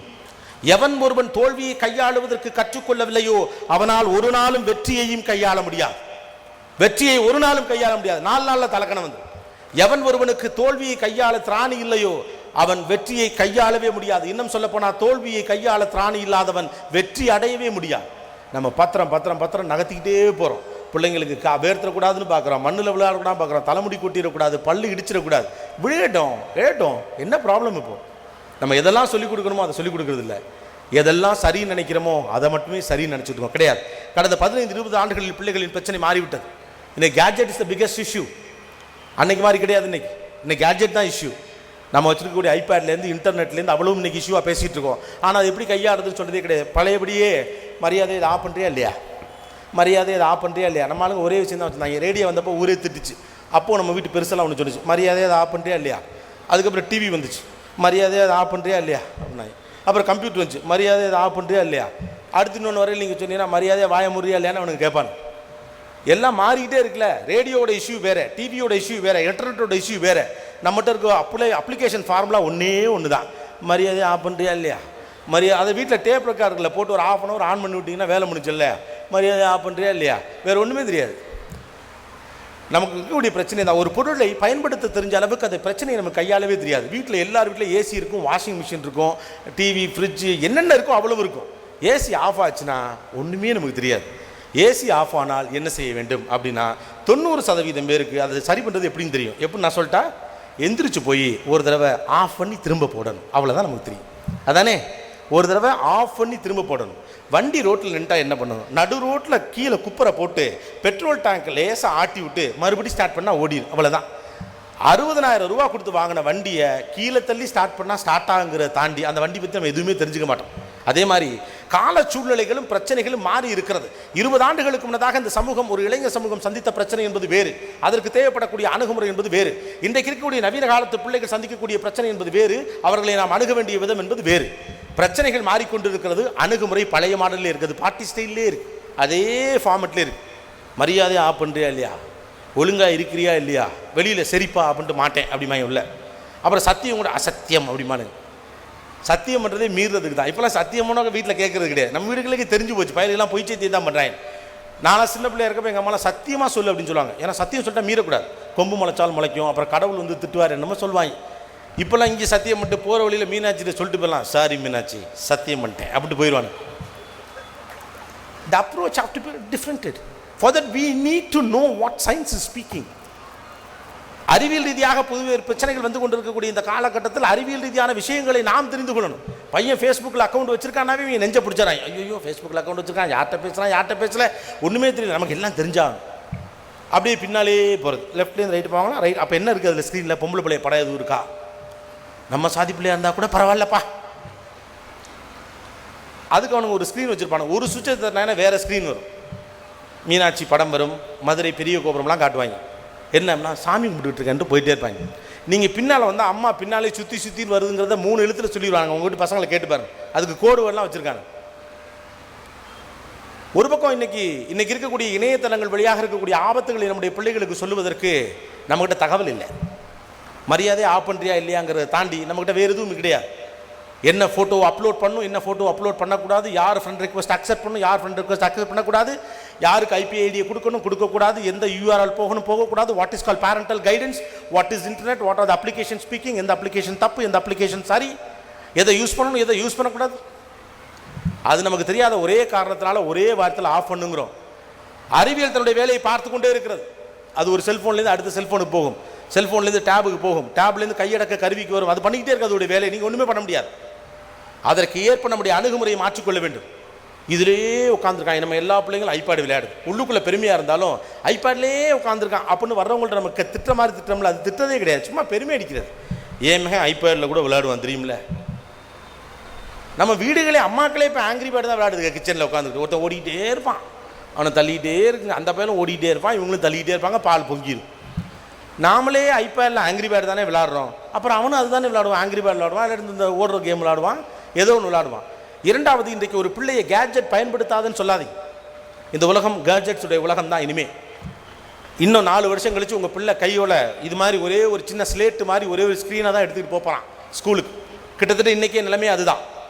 புத்தக முட்டையில் இனிமேல் நம்முடைய பிள்ளைகள் சுமக்க போவது கிடையாது. அறிவியல் ரீதியான அப்ளிகேஷன்ஸ்குள்ள தான் நம்முடைய படிப்புகள் வரப்போகுது. ஆக எது சரி எது தவறு என்று நீங்கள் தெரிந்து கொள்ளுகிற பட்சத்தில் தான் எந்த அளவுக்கு நம்முடைய பிள்ளைகளை அனுமதிக்கலாம் அனுமதிக்க கூடாது என்பதும் நமக்கு தெரியும். ரெண்டாவது, இன்றைக்கு ஏன் இதெல்லாம் இவ்வளோ பெரிய ஹிட்டாக இருக்குது, ஒரு பப்ளிக் ஃபாரம் எவ்வளோ ஹிட்டாக இருக்குது, அங்கே தன்னுடைய மன உணர்வுகளை சொல்வதற்கான வாய்ப்பு இருக்கிறது. அவனுக்கு இலக்கியம் பற்றி பேச முடிகிறது, அறிவியல் பற்றி பேச முடியுது, கிரிக்கெட் பற்றி பேச முடியுது, ஒரு பொம்பளை பிள்ளைக்கு தனக்கு பிடிச்ச நடிகரை பற்றி பேச முடியுது, அது பற்றி விமர்சனங்களை முன்வைக்க முடியுது, ஒரு சினிமாவை பற்றி பேச முடியுது. நம்ம வீட்டில் வேறு எதுவுமே பேச முடியலையே. ஒரு காலத்தில் நம்முடைய பிள்ளையை அப்படியே ஏற்றுக்கொள்ளக்கூடிய மனநிலை நம்முடைய அப்பாக்களுக்கும் அம்மாக்களுக்கும் இருந்தது. நமக்கு இப்போ அப்படி கிடையாது. மூத்தவன் ரொம்ப படிப்பாங்க, நல்ல தங்கமான பையங்க, அமைதி, யார் வம்புக்கும் போக மாட்டான் அப்படின்னு சொல்கிற அப்பா அடுத்தவனை பற்றி அறிமுகப்படுத்துகிறப்ப செம வாழ்ப்பைய வாத்தியாரே அடிச்சுப்படுவோம் அப்படிங்கிறதையும் பெருமையாக தான் சொல்லுவார். பிள்ளையை அதன் வழியிலேயே ஏற்றுக்கொள்வதற்கு நம்ம அப்பாக்களிடம் ஒரு மனசு இருந்தது. நமக்கு இப்போ அப்படிலாம் கிடையாது. ஒரே பிள்ளை, மிஞ்சி போனால் 2 பிள்ளை, அந்த ஒரே பிள்ளை எல்லாத்தையும் பண்ணிடணும். அதுவே ஸ்கூல் ஃபஸ்ட் எடுத்துடணும், அதுவே ஓட்டப்பந்தயம், அப்புறம் நீளம் தாண்டுதல், உயரம் தாண்டுதல், வட்டி எறிதல், குண்டு எறிதல், கிரிக்கெட், கோகோ மற்றும் மதுரை மாவட்ட உள்நாடு உள்போட்டி விளையாட்டுகள், இது எல்லாத்துலேயும் சிறந்து விளங்கணும். அப்புறம் பக்திமானா வேற இருக்கணும், பெரியவர்களுக்கு மரியாதை கொடுக்கணும், ராத்திரி 10 மணிக்குள்ளே படுத்து தூங்கிடணும், காலைல 5 மணிக்கெலாம் எழுந்திரிச்சணும், சந்தியா காலத்தில் சாமி கும்பிடணும், 7 மணி டியூஷன் போகணும், ஸ்போர்ட்ஸுக்கு போகணும், இதெல்லாம் பண்ணணும், நல்லாவும் படிக்கணும். இதில் ஏதாவது ஒன்று நீங்கள் பண்ணீங்களா? ஏதாவது ஒன்று நம்ம பண்ணோமா? நான் தான் பண்ணலை, நீயாவது பண்ணு. அதான் நீயே பண்ணலையே. Don't try to dictate terms to kids.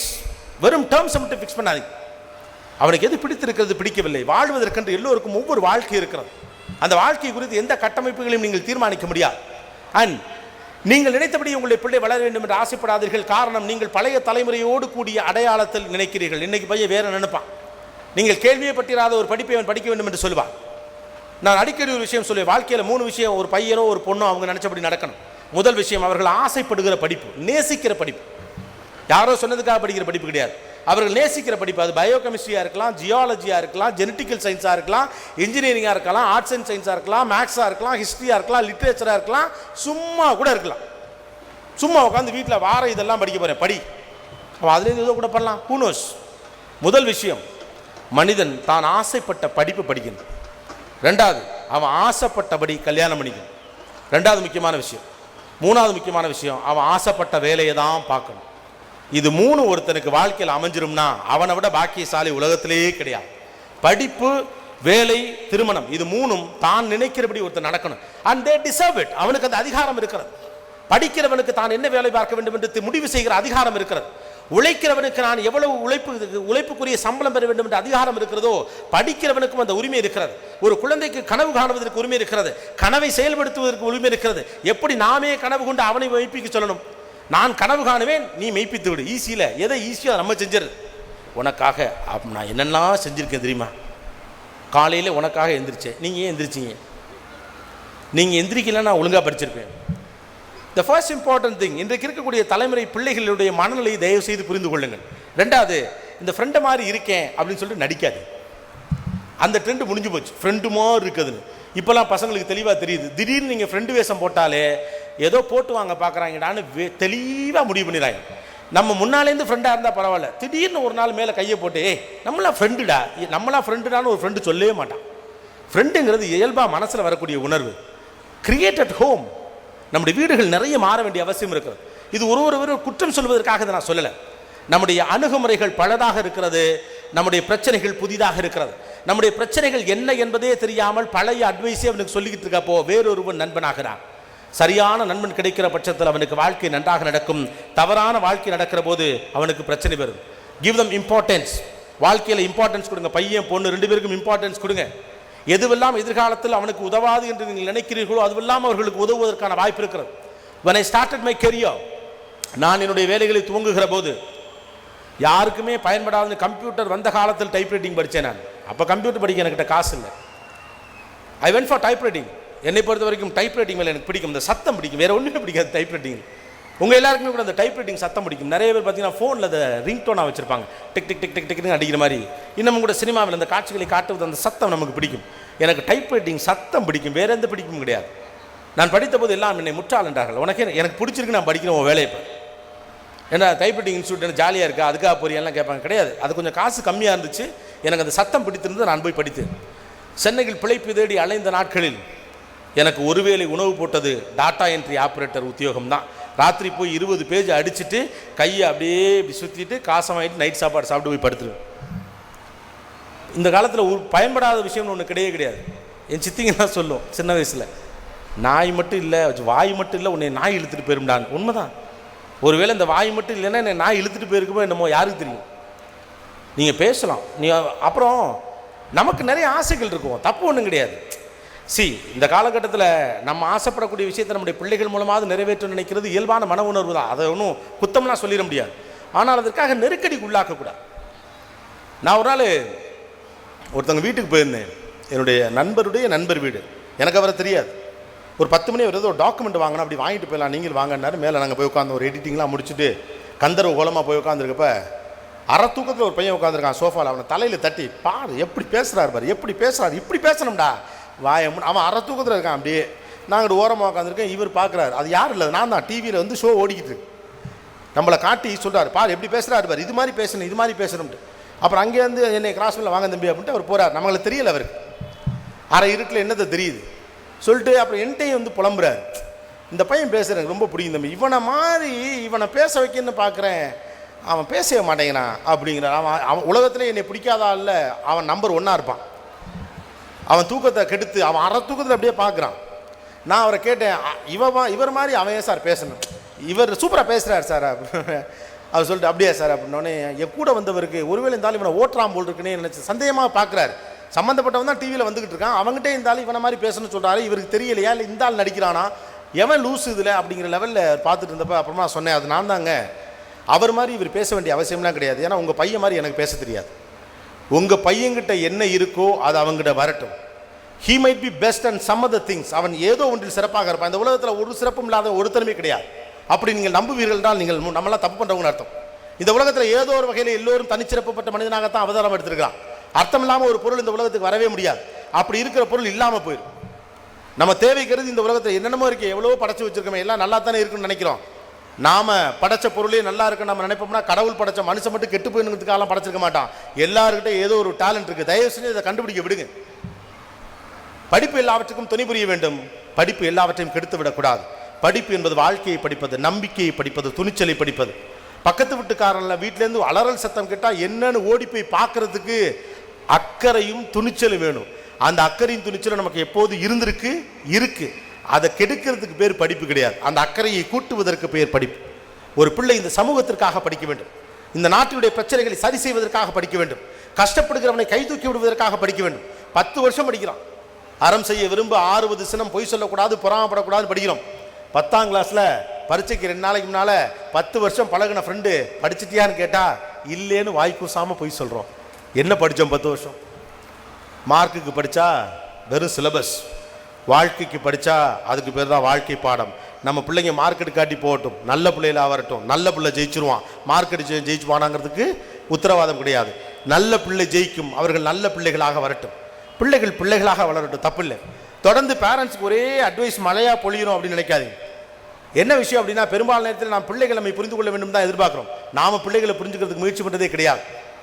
பிள்ளைகளை இப்போ என்ன மாதிரி யாராவது போனால் கூட வேகமாக ஒரு அப்பா ஒரு பையனை கையை பிடிச்சி இழுத்தாந்து கூட்டியாந்து நல்ல வார்த்தையாக 4 சொல்லுங்கள் அவனுக்கு அப்படின்னு.